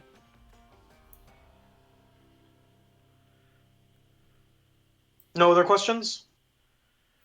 That's No. all I need to know. Yeah, that's all Lunu would really understand and have to say. But he gives off. It's like, they hey, we give have off- a job to do Yeah, at some point. Get it done. they give off a vibe of stoic coolness. Yeah. At least they think they are. Are these all? I guess I'll ask one thing. Are these? I guess the locations for these missions, are they going to be in all different places then?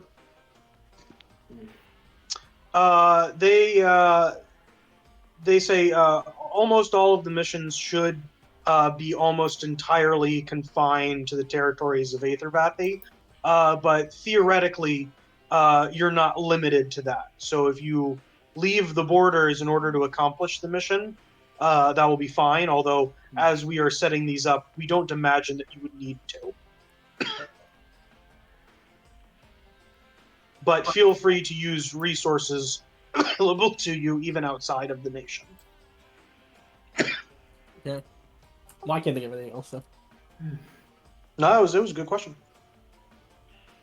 All right, so a little bit more goes on. Viscosity asks more questions that make you hate him more. The usual. I don't know what they are. I figure at this point that's all what I gotta say. So at this point, the Dr. Alba leaves. Pretty much the rest of the candidates leave, and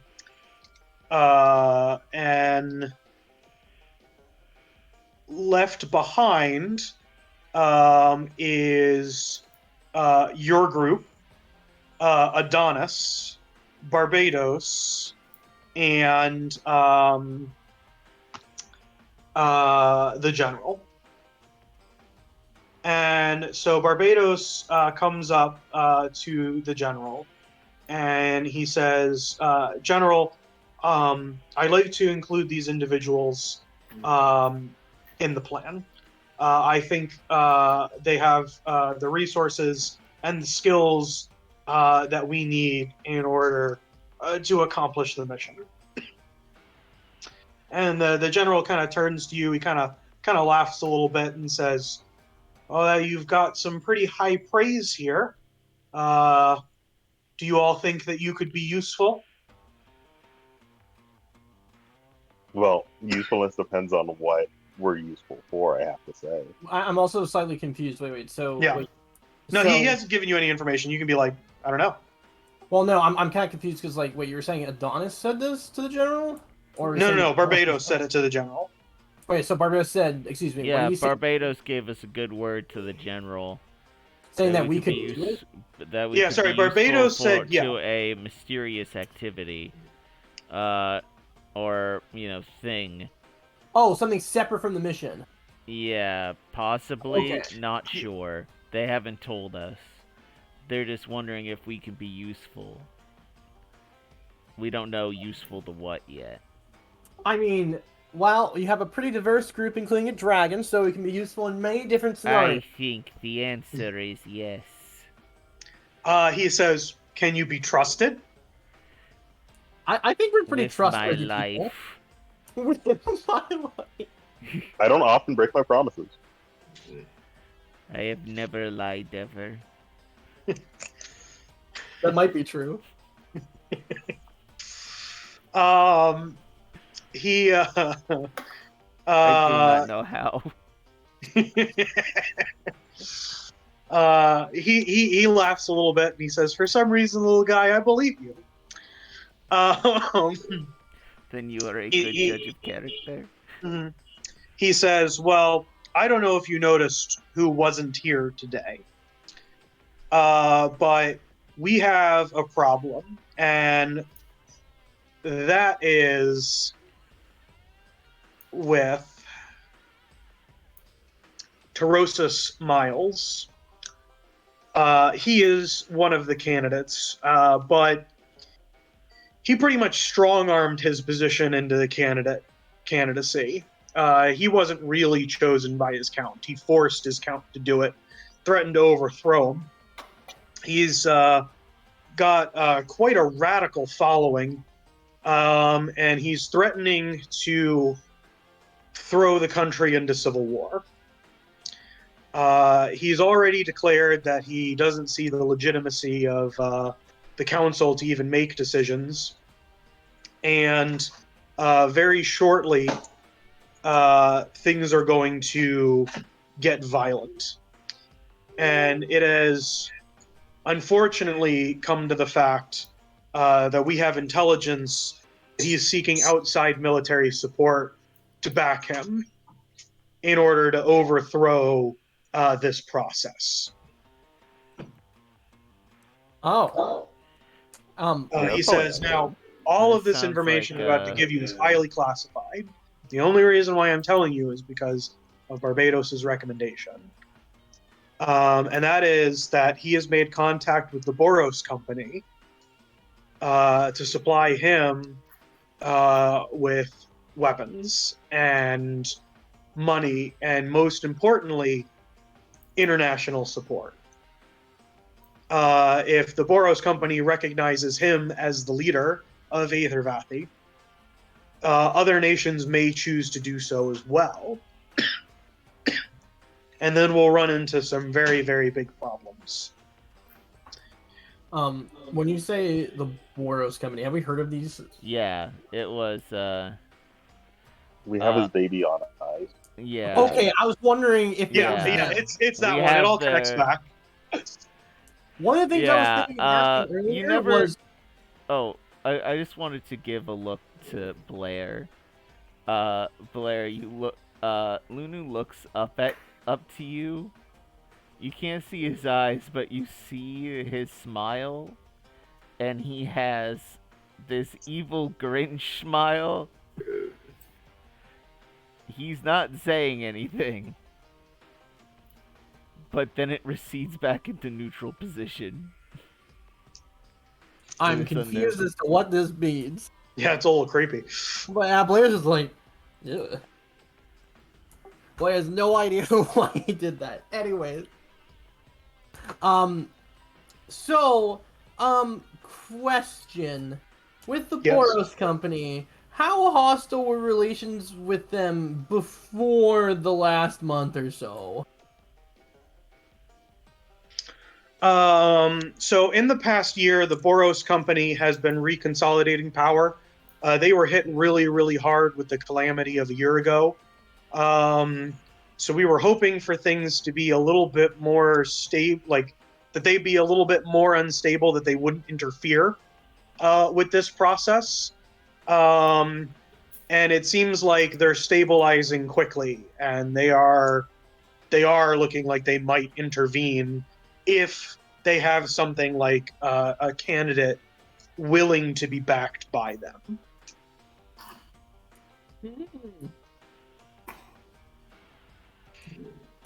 Anyway, let me talk about what we need your help with.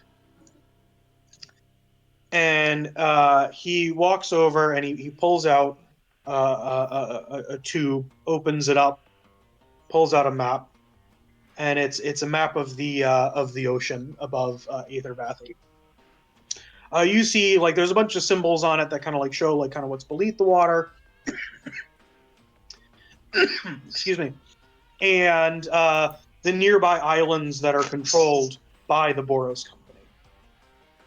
And he says, we've intercepted information that in 15 days, our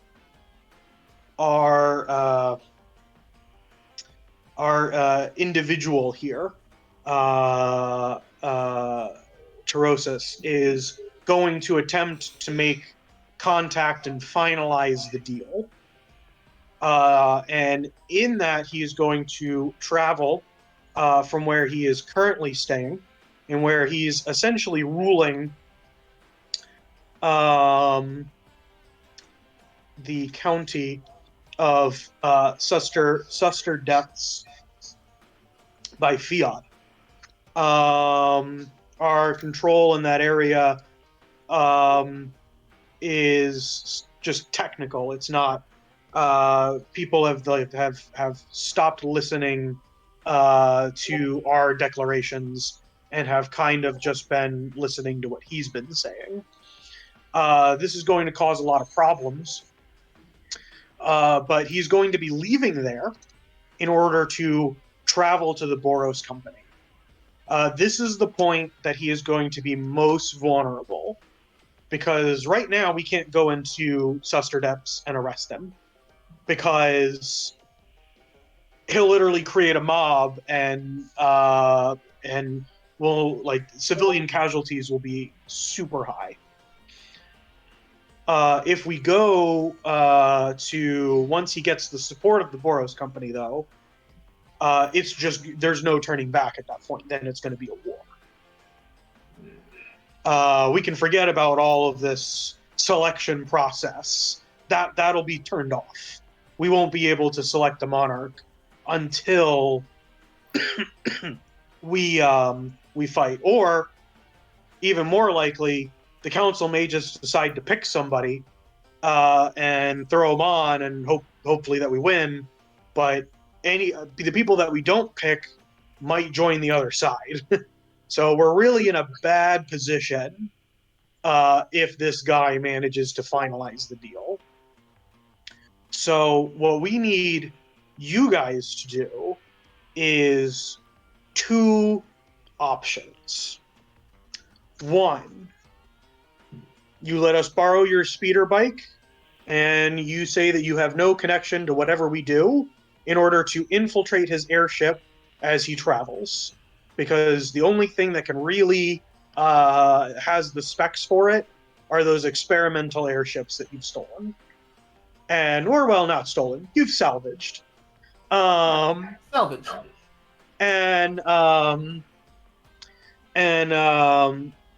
Or you can do it yourself.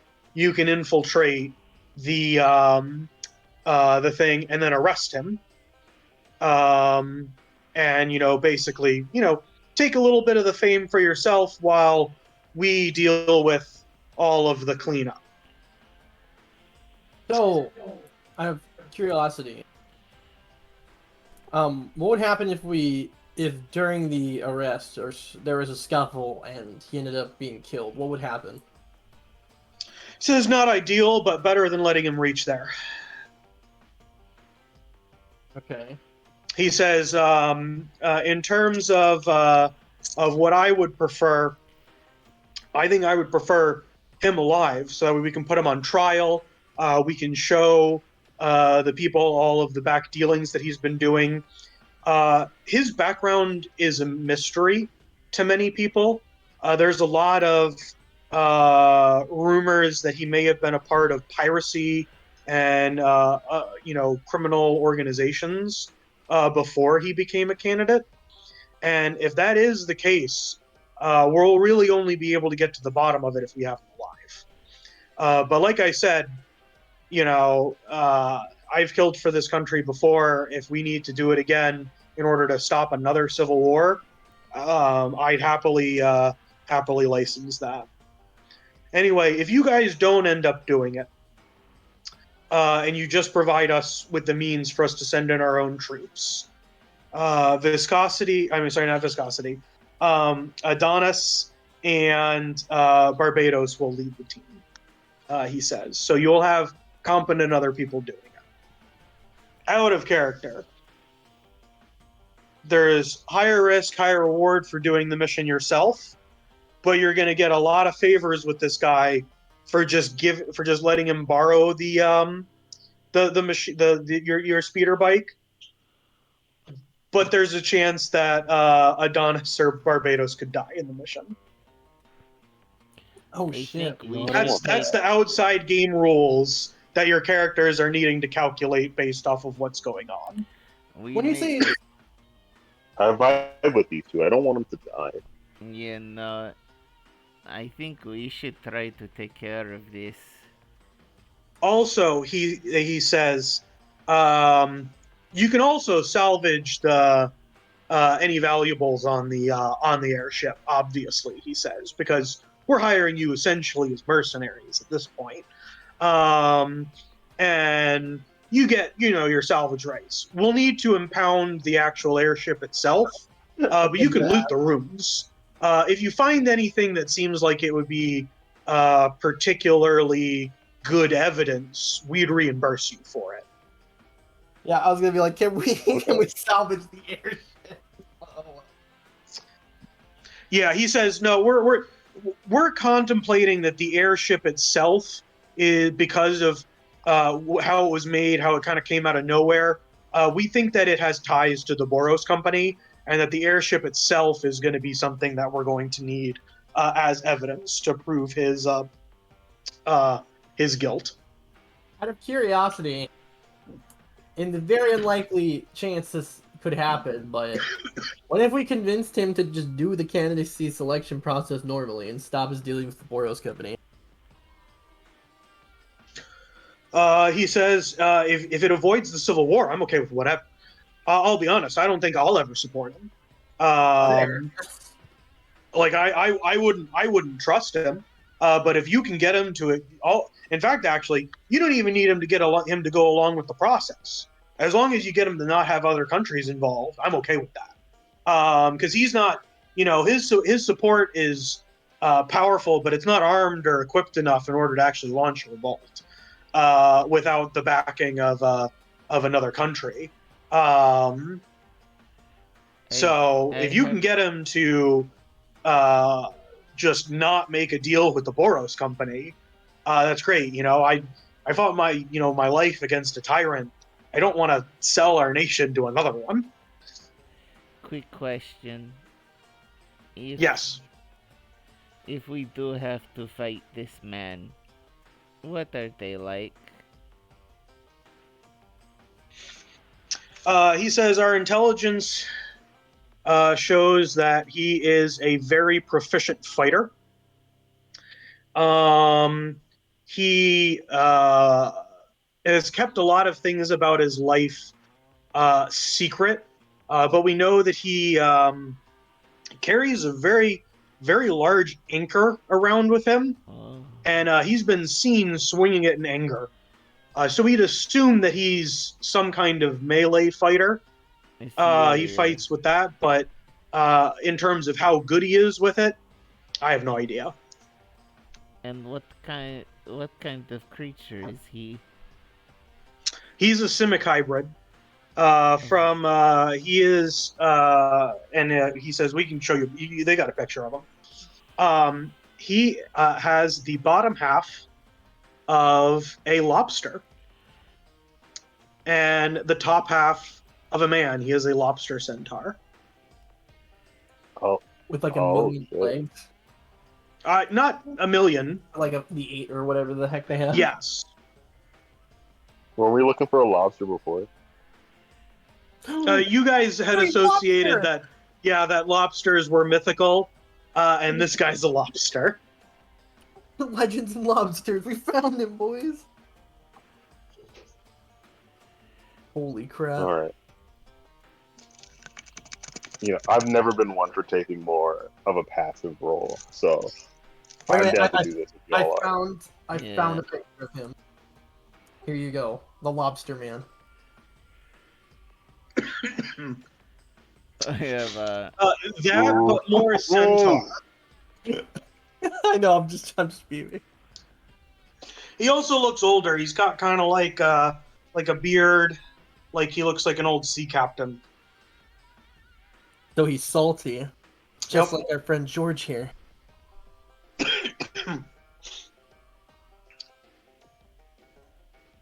Just like our friend George here. So when you said that this would be risky for us to do ourselves, there are a couple of things. Number one, you're attacking a guy with a huge amount of popular support would be the reason why he went down, which will get you into the books of the elites who actually choose things, but will probably make certain populations of people not like you. Now, these populations of people probably already weren't Bubbles' biggest supporters anyway, but you do this, you probably will never be able to get them on your side. Wait, guys. This is what we'll do. We'll tell the officials who we're actually working for, but when we go invade the airship, we'll just say we're working for Viscosity. Well, yeah, but so here's the thing is that'd be really hard to get around, because you'd have to go around and be like, yes, we did that mission on behalf of Viscosity. Viscosity ordered us to, which would look really sketchy, and people would be like, are you sure it just wasn't Bubbles? No, we're called the Friends of Viscosity, you see. For FOVs. The FOB sliders. If you guys suddenly decide that you're like, all right, we're going to support Viscosity and do a bad job, that is a wonderful strategy. That may or may not work, and I'd love to see you try. Yeah. You just got to let me know that's what you want to do. Okay. Awesome. But either way, the thing is do you want to loan them the equipment for them to do it, or do you want to do the mission yourself? And there is one other game out of character thing that I would need to say, and that is that you have a very limited time to influence who the candidate of Nevermire is. And this is something that your characters would get this information from. That viscosity has a lot of influence in Nevermire, and they may just pick viscosity if nothing is done. Shit. And viscosity would have 2 counties backing him. Oh, that would be really bad. So you can do both. Okay. But if you put the, because you have real time several months to be able to do it. If you loan the things to them, you get a head start stopping viscosity. If you go through this route, you have that whole other adventure going on, but viscosity is going to get another head start in Nevermire. So the question we run into with this, that's a very good point, is who the fuck do we choose for Nevermire? Because do we know any characters who would even fit this bill? Besides just putting another... Exactly, that's the thing. You could make Bubbles it. Yeah. God, we could!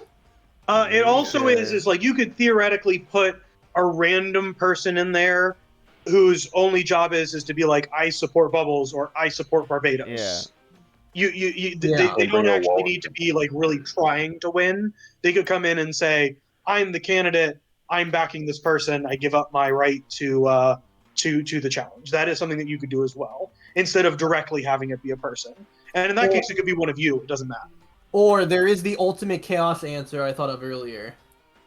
Out of all the characters we've met so far, who we could put on the throne to cause the most chaos for fun and meme's sake, putting Basil on the ballot. You could. Imagining that sounds like a disaster, but it does sound very funny. And we would be able to... I mean, if it's a disaster, it would be hard to convince the counselors to do it.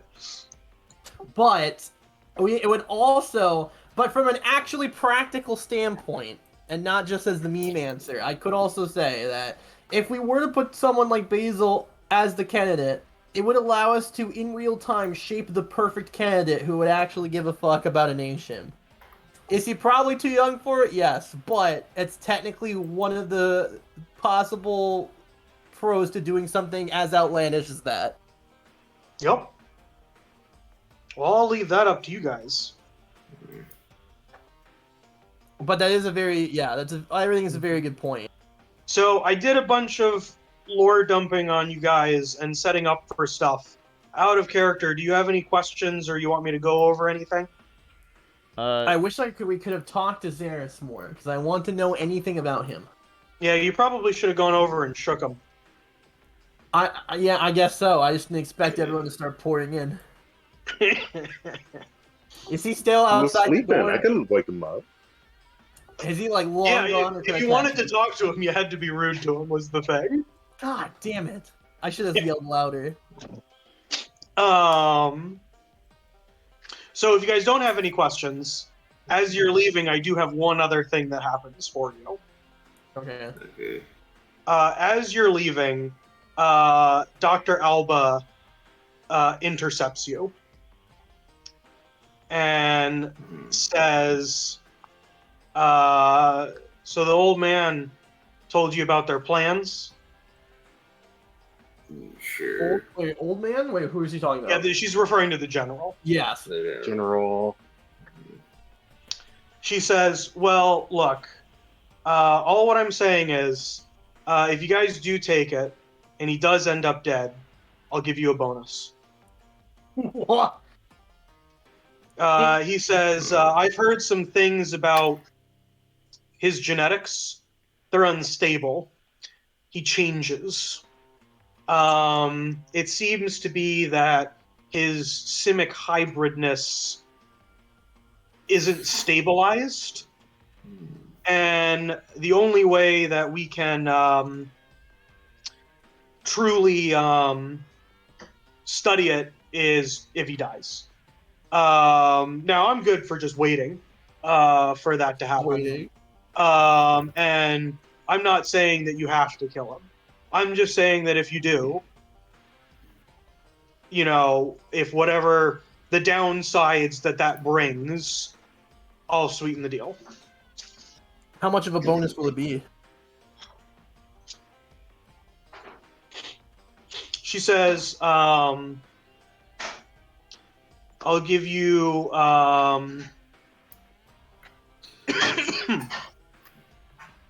she says that she'll add on an additional 500 gold. Out of character. She's just saying this like he dies no matter what. You don't even need to kill him. So if you guys send Barbados and the other guy in and they happen to kill him, you still get paid. Okay. So what about best of both worlds? What if we bring a body part in? Do we get an extra bonus then?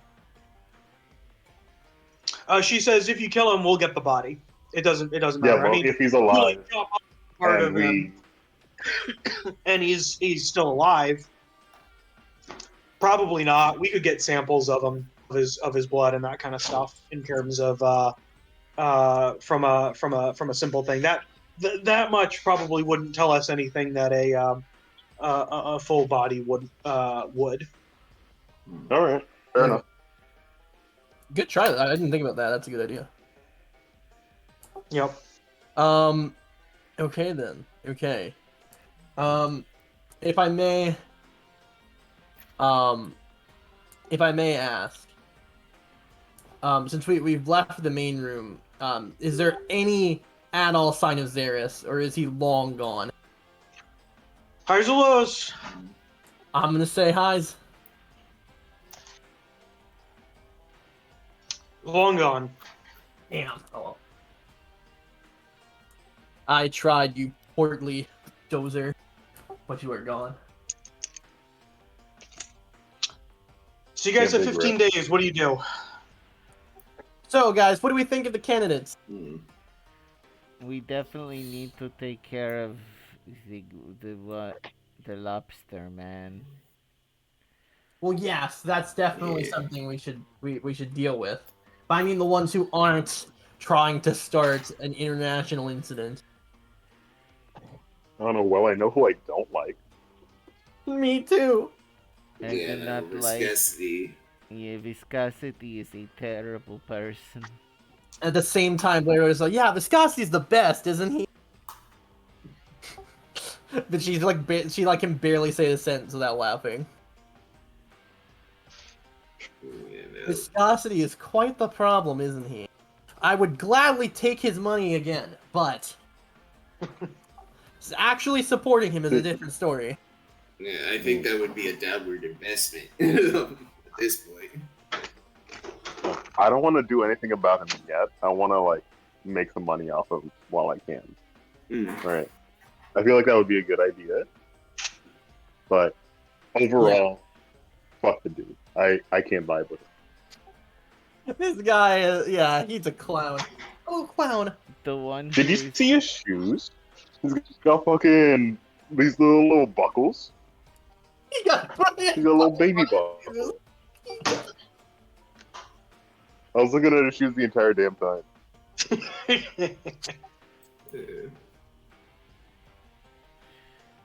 Yeah, he's wow. Just wow. Yeah, definitely a problem.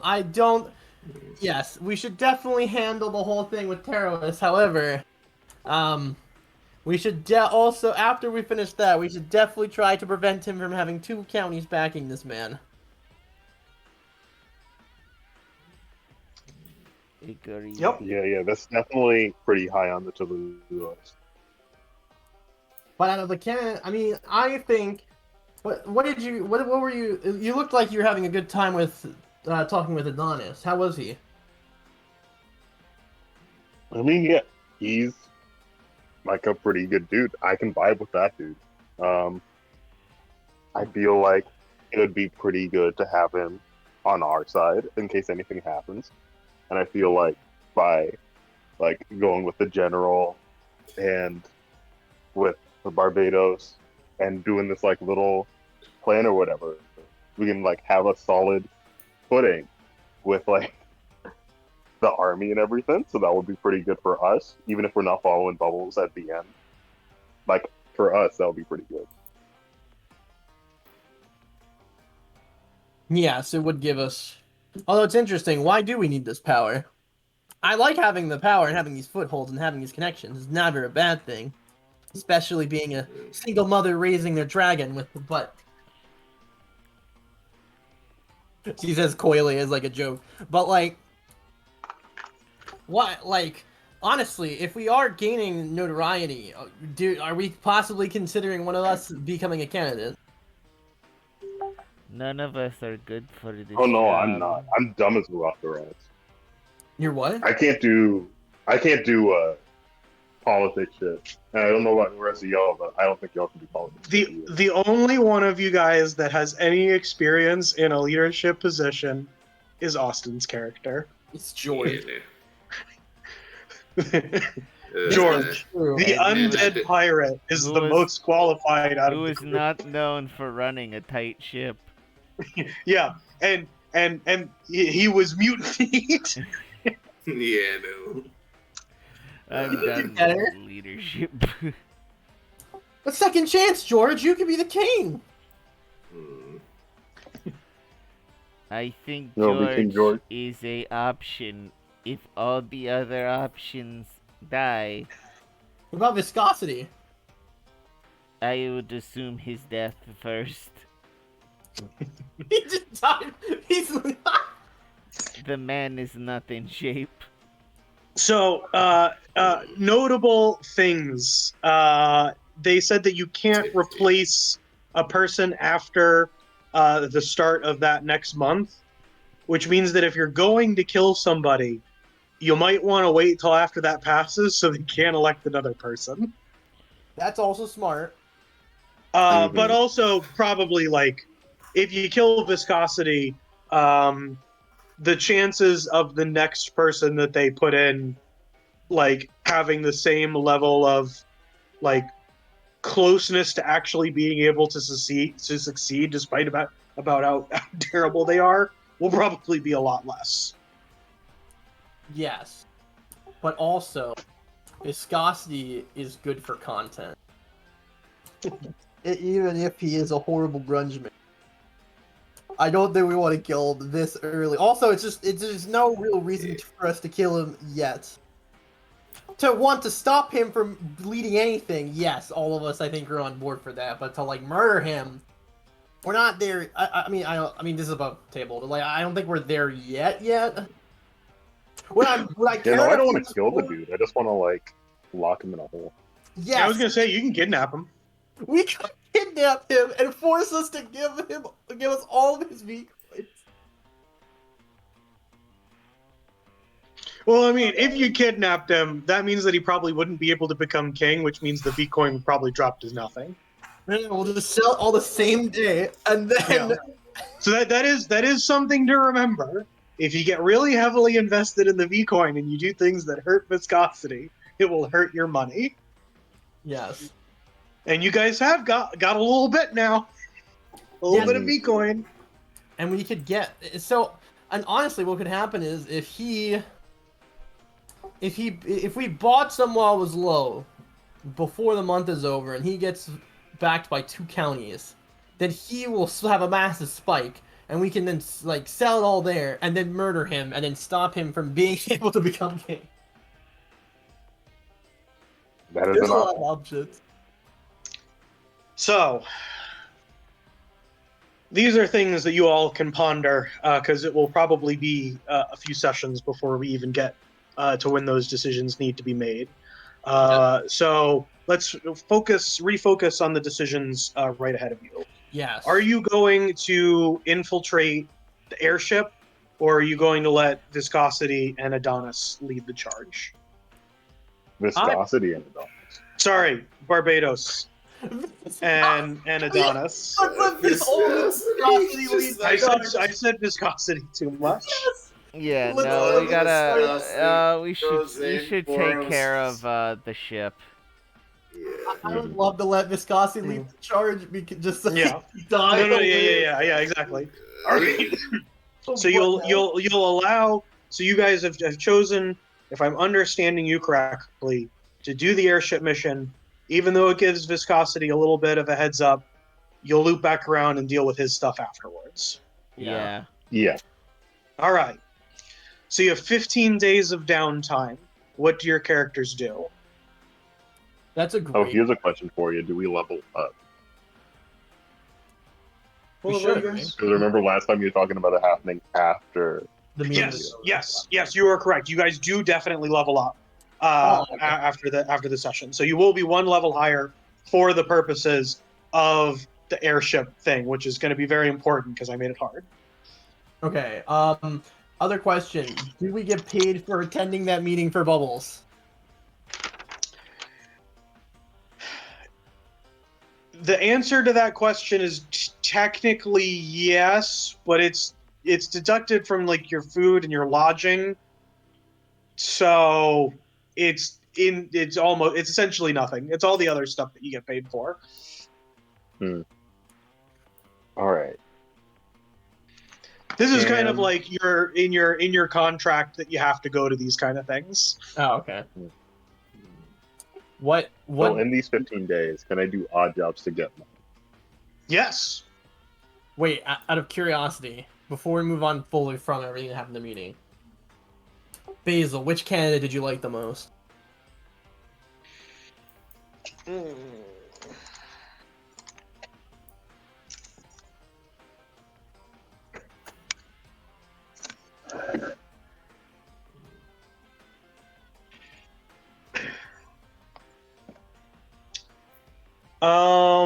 So he says that he liked the shark guy because he looked really strong. Okay, that's fair. Cinna said something similar.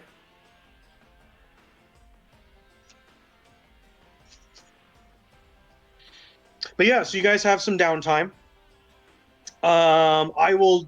You can say, so the thing is, you don't actually really need to worry about your living expenses because that's pretty much covered. If you wanted any additional luxuries other than the basics, you'd either need to do like odd jobs around in order to do it. There's not like any you guys have pretty much done all of the major missions. The few that you guys didn't get to have kind of expired. Like the hotel closed. You guys never did the hotel one, so they just announced that they weren't opening. So what was the other one? There's no more. Wasn't there that disgraced cardinal or whatever? Oh, that was an an assassin thing. assassination. You guys can take the assassin missions anytime you want. Yeah. Oh, okay. Oh yeah. So the out of the missions, there was the fetch quest. That one is just no longer there. The one that only Austin could read is now past.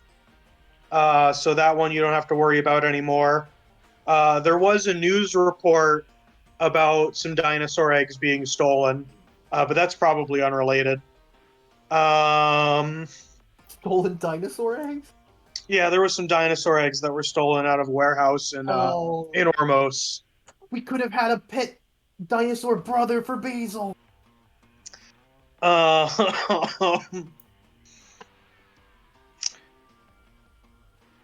So yeah, that's pretty much. You guys did pretty much everything else. So you guys did get quite a bit done. Yeah, we did. All right, so Yeah, we're pretty I accomplished. told you guys before to think about what your characters do when they have downtime. That was your homework. I'm calling in the homework, guys. I lied about this not having homework. This is D&D, of course there's homework. Oh, dang it. What do your characters do?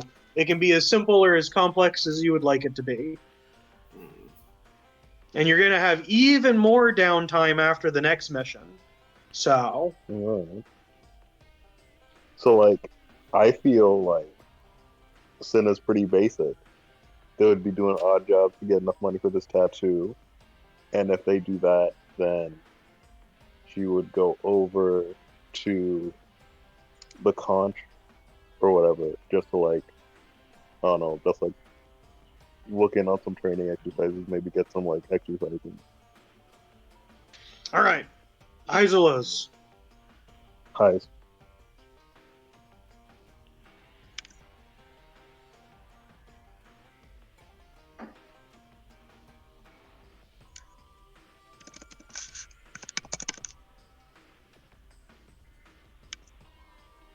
Oh boy. Oh, So in the 15 days, you did do some odd jobs, but a lot of them kind of like weren't really paying well. Like you guys did all of like the really expensive ones. So you end up doing a lot of training, and trying to make contacts, but the conch has been kind of like focused. Adonis has also been kind of focused on the mission coming up, so he's not really able to do so much. So you do end up getting 60 shiny though. Ooh, okay. That's what I needed. Is it exactly what you needed? I think I needed 50. I think you were said it was like 500 for what I wanted. Nice. Well, in this downtime, you can get that tattoo as well, the one that we talked about. Okay, nice. So just subtract the 500, and we'll just, for the purposes of this, that's what you do in your downtime. Okay. And gotcha. you can decide what it looks like too. I won't be like, oh, it has to look like this. It's whatever you want. All right. I'll figure out a design. All right, who's next? I can go next. So first off, I keep forgetting this guy's name, the goblin guy. Yes, our goblin friend. On one of the days I want to go and check up with him. I have something in mind for what I want to do the rest of the time, but first let's check in with him. Well, what are you doing the rest of the time? Because that I think I'll have to do a couple of rolls for him. So, in between, like going to see, Basil during some of his like testing and like seeing how he's doing in school, checking up on him. Blair starts to get like more dreams, very weird dreams. She starts to, and when she wakes up, she has like a melody in her head, different pieces of a melody, and she starts. And it's kind of like almost seems like it would be like a hymn or something to her. And what she wants to do is she starts to teach Basil how to sing. And starts teaching him this melody as she's like trying to piece it together. All right, roll me a. Let's see here. What do I want?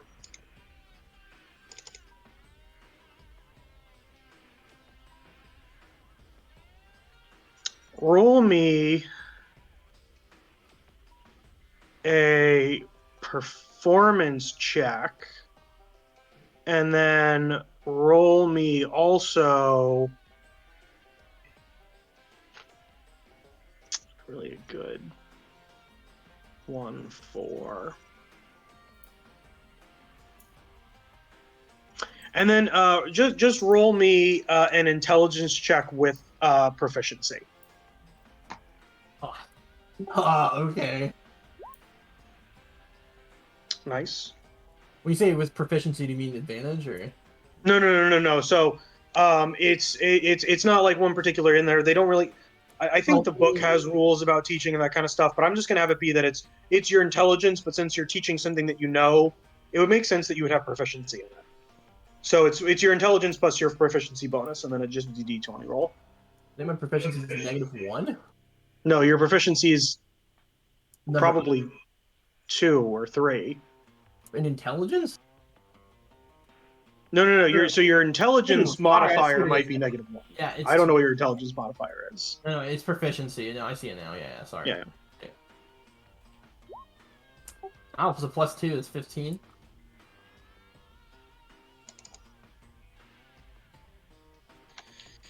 Yeah, he seems to be picking up the song just as quickly as you are.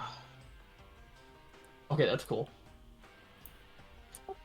She as she's like putting more and more of the song in there, she realizes it seems to be kind of like a weird cross between a hymn and a sea shanty at the same time. Yep, and on the night before the mission, when you're having your dream and you're singing and you're hearing the melody, you think you can hear Basil's voice as well Okay. in the dream. Interesting.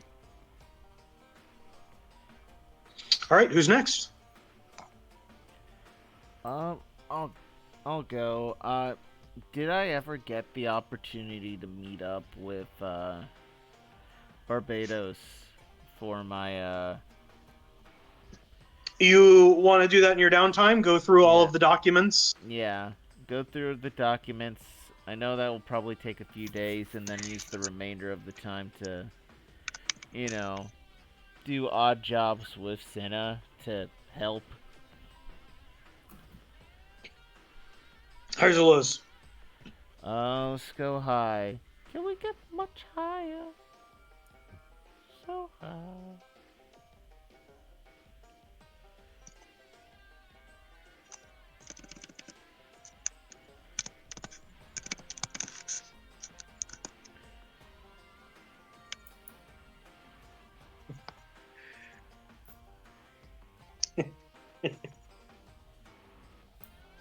Oh man.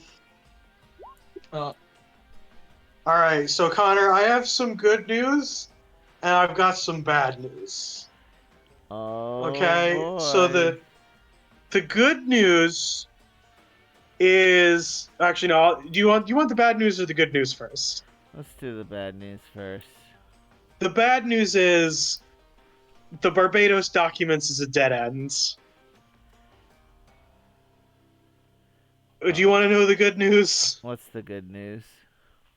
The good news is you take a mission in where you check in on an old man who is on his deathbed, and you do helpful chores around his house, and right before the mission, he unfortunately passes away, and it's very sad because you had grown to like him.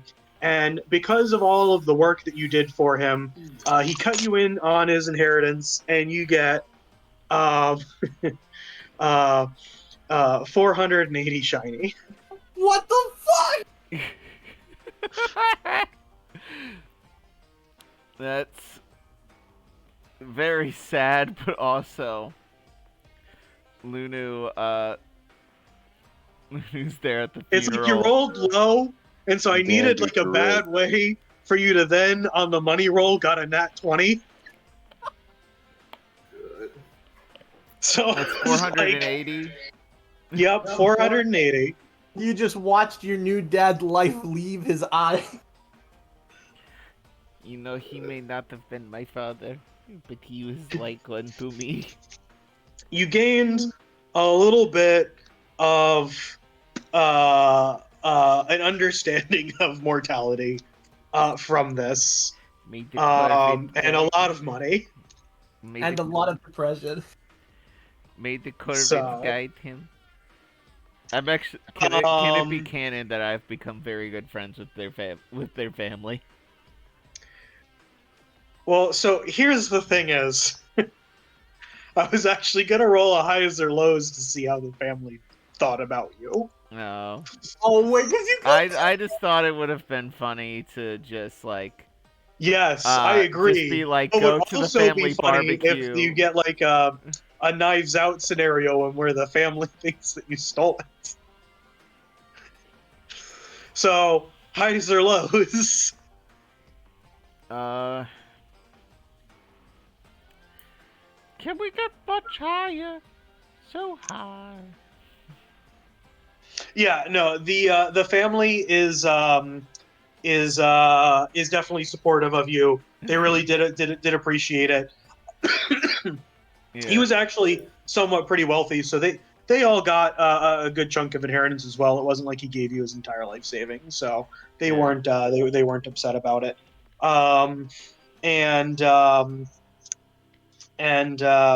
You know, they say that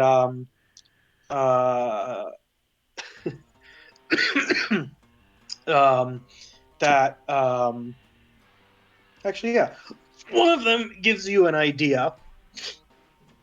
They say, hey, why don't you become super famous, like winning in those dinosaur races? Everybody knows who those are. If your dad lives here and you win one of those races, he'll probably be able to find you. That will be on my list of activities. Thank you. I just like the idea of you like riding like T-Rex. Being like, I'm trying to find my dad. And, Another way to get famous so your dad can find you? Become king. Become king of the whole of Aetherbathy. I mean, honestly, like, just becoming a candidate, everybody knows them. So that would be something that you could also think of. And honestly, being a part of the Friends of Bubbles, if you guys become popular enough, you might not even need to worry about it. It might be a little bit quicker if you win one of those races, but if you guys start, you know, if Bubbles starts rising in the ranks, you guys will be well known. Right now, you're just known as the mercenaries who walk around with the dragon. I mean, fair and true. Yeah. I mean, they know that you're friendly, that you generally have not caused harm. Generally. Allegedly, thankfully. All right, so we've got one left. All right. Foggy George. So, Austin, funny enough, you don't need to eat. You really don't need to sleep. Yeah. You could, theoretically, if you really wanted to, do nothing. I could. Like, literally just, like, be like, I'm going to stare at this wall for 15 days. But if you had something you wanted to do. I want the gun before we do anything big next time. We'll take care of that as an outside thing because I haven't pieced it together. I will have some things set up for you. The price for the weapon, like the cost of the materials and that kind of stuff, is probably going to be around 500. I can earn additional coin as well. I would just probably do it as like a ship driver, probably.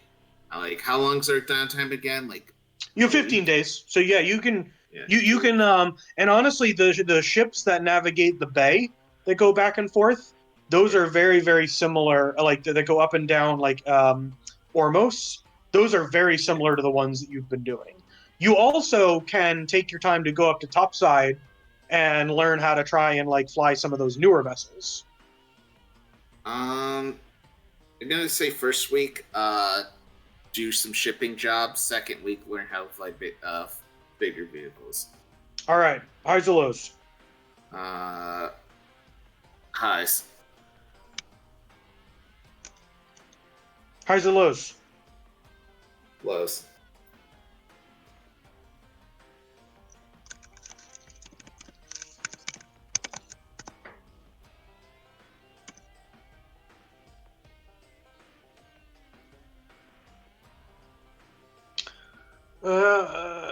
Good amount here. You get 150 gold. And you've got some experience now, kind of driving more modern vehicles. You definitely feel a lot more comfortable with them than you than you have in the past. Nice. Like you've actually gotten some real experience. You rolled pretty low on that one. If you like, in terms of like, taking it apart and putting it back together, probably would still be a little too much for you. But in terms of if you guys need to like jump in and pilot something, it's not going to be foreign to you. Now, I mean, you've only got a week of experience, so it's not like you're a master at it in comparison, but you definitely feel a lot more comfortable with it. Okay. All right. So you guys are going to have more downtime after the next mission. So just be prepared for that. I wanted to ask, how are you guys feeling right now? I'm kind of fading a little bit. Because I was going to say at most we could do is another hour.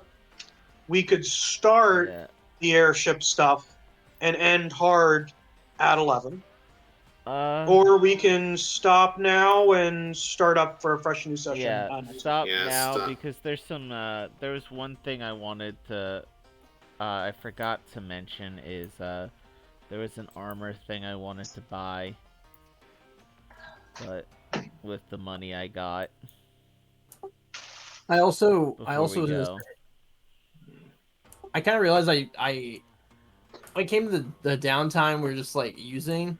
I kind of only talked about like the stuff I did like at the very beginning and end of the day, and not really like what I was doing the whole rest of the day besides sleeping and dreaming and then waking up and singing.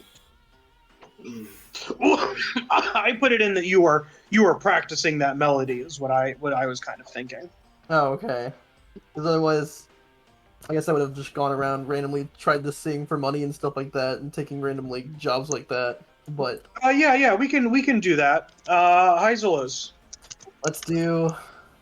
I'm gonna do highs again.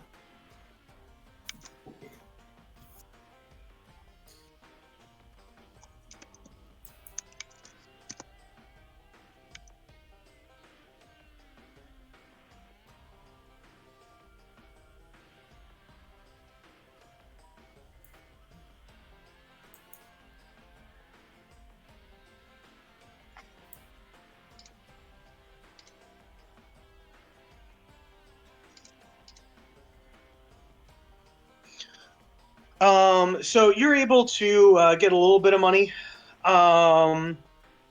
You're only about able to get about 70 shiny though from that, and that's only because you have to spend most of your time, learning on that, and then also like making sure Basil's okay.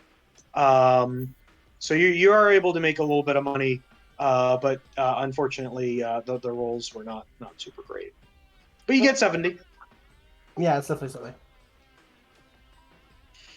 And you do get like a little bit of a local following in Ormos. People you get the feeling like the music that you sing isn't the most popular in Ormos, but there is definitely a following there of people that like it. And among those, you're being definitely known as a very talented singer, kind of out of nowhere. So it's just really kind of like you feel like your popularity hasn't spread, But it still has some reach. but it's definitely started. I'm entering my popular phase. Yeah.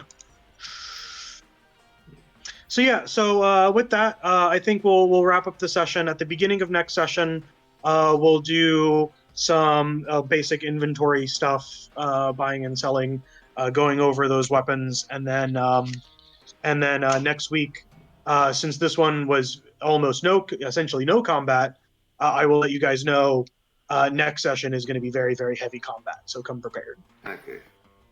And it's already planned out. So does next Monday still work for all of you? Yeah, next Yeah, Monday works. Yeah. I will say, guys, just gonna say this right now. I am ransacking the ship for everything it fucking has. I need so much money to pay for this fucking gun and every other thing my dragons do is shit. The 700 other things I have to pay. I'm bringing it all back. I'm in a similar boat as you, my dude.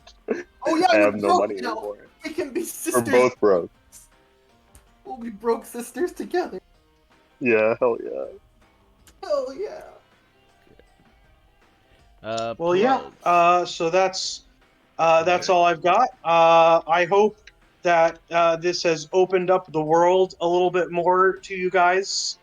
A And lot more, actually. yes, and yeah, you're dealing with your first real conflict with another candidate. This one who's got a cult following and a mysterious criminal past, and also apparently odd genetics. So that's what you know about the guy. Best of luck. So let's do our outros. Hi, my name's Connar slash Boosh slash Who wants to go I'm first? stealing. I've never wait, gotten to go can first you for one not of these. hear me? Hi. Can you hear Hi, me? I'm Blair, aka Venty, aka No one can hear me. Venty179 on Twitch, aka 79 on Twitter, aka Venty with a Y everywhere else. Hi, I play Blair. I do mostly Pokemon stuff on YouTube and Twitch and stuff like that. And I retweet amazing meme and art on Twitter if you want a good source of posts that aren't dog shit. There you go. Discord. Discord died. Can you let them know? Let them know. Let the people know.